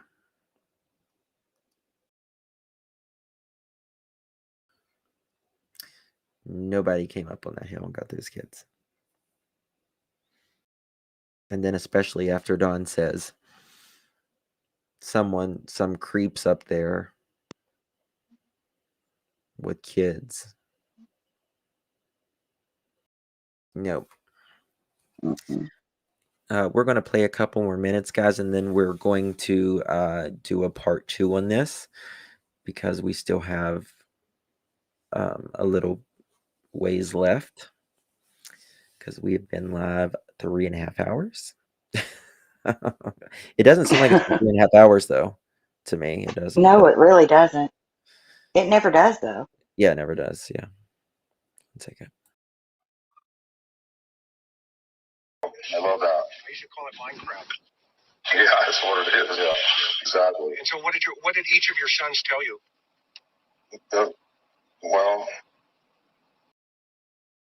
One time, me and Josie, he just started crying. I don't even remember what I said to him or what. And he says, "Dad, it's not my fault." And he was crying. I said, "I know, son. I know it's not your fault. I'm sorry." And I don't even remember what I said to him or what to make him cry. I think he's talking about in the interview with the news there when he said it's not my fault, isn't it? Wasn't he doing that, TNJ? Thank you, Amanda. Pair I'm not. character punching the air with fist and bump written on his knuckles. Okay. That's a super sticker. Something's wrong with my thing right now. Thank you so much. I just remember him saying it's not my fault. You know, and I felt bad. But we ain't been the same. We ain't gonna be the same. And what was your other boy say? Wyatt told my wife that if he would have went downstairs with Summer like she wanted him to, she wouldn't be gone. He feels like he's kind of guilty of it too. And then your other? Waylon's too young. He's just too young to understand right now. You know. And what were they playing hide and seek maybe? No, they were all upstairs. The boys were playing Minecraft, watching Minecraft and playing games on their phone like they always do. They get stuck on it. Right. Now, when the kids, I mean, they're brothers and sisters, did they play a lot of hide and seek? That's a great place to play it up there in that. Yeah, they have a few times, but at that time, you know, from everything I've heard, they wasn't. And then two, they took the boys to some specialists somewhere to be questioned. Oh, good. Yeah, a couple times. Okay. Because they can't just come out and ask them questions. They have to take them to specialists. So they was gone for quite a while. They had to drive them quite a ways away. Right. And what do you think they shared with them? The truth. You know, just everything I've told you. Yeah. Which I'm sure is the absolute truth. Yeah. No, kids have a tough time. You know, depends on the totality of the circumstances. Yeah. But, you know, go ahead. Good. And I called TBI and says, look, I'm going to go over here and get this address for you. I took off work, drove clear over there, got the address. And I said, I think you need to check it out because they had a truck in service at that time that had that ladder rack thing on it. I said, it's not here now, but they did have one in the shop there. And walk me through that truck. Where's that truck come into this? I have no idea. Somebody said that they seen it parked in our driveway when Summer got gone. So it's just an eyewitness account. Now, but that at the bottom of the hill? Or do we know who this eyewitness is who saw this truck? Does anybody know? I believe it was like a delivery driver or something, like the mailman, UPS, FedEx, yeah. That's right.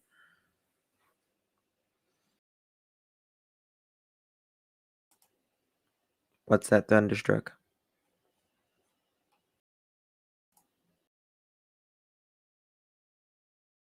The top of the hill. In our driveway at the bottom. Okay, go ahead. I'm sorry. Yeah, in our driveway, you know, at the bottom. Somebody's seen it, supposedly. But that's all it is just an eyewitness account or whatever. He had never found this truck. But it could have been the one where his dad works. They might have took that truck over there in prison and is out on parole. And I mentioned all that to him. You know, and supposedly searched all them. But he probably, he could have, I don't know. Guys, I am going to end it because my lights just flickered again.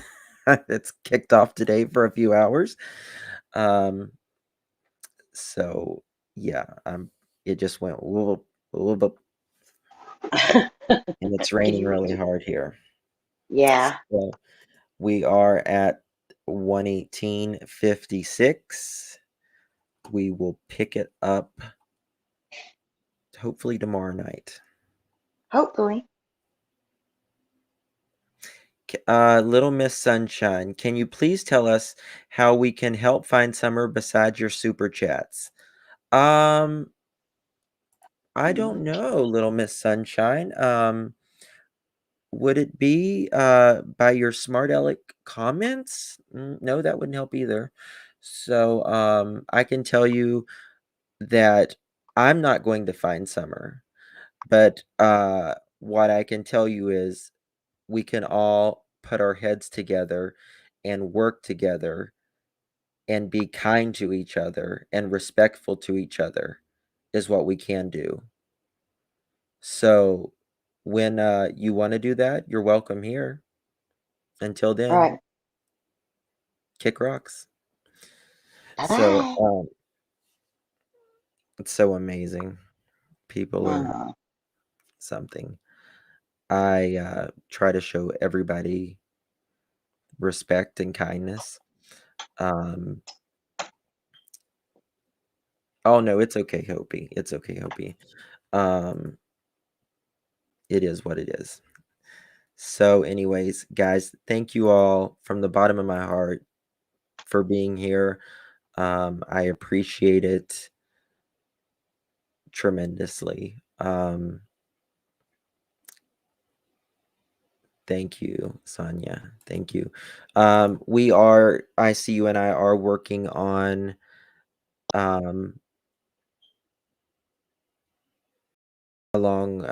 we're working on some projects right now, and hopefully we'll have some good stuff coming out probably in about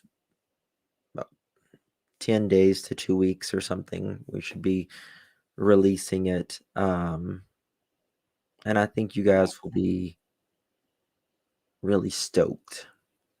I think so. I think so too. Yeah.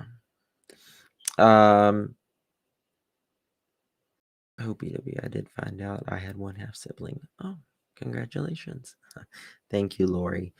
Appreciate it. All right, guys. God bless each and every one of you. Please take care of yourself. Be safe. Enjoy the time that you have. Enjoy your family. Enjoy your friends. Enjoy your life. Despite the tough times.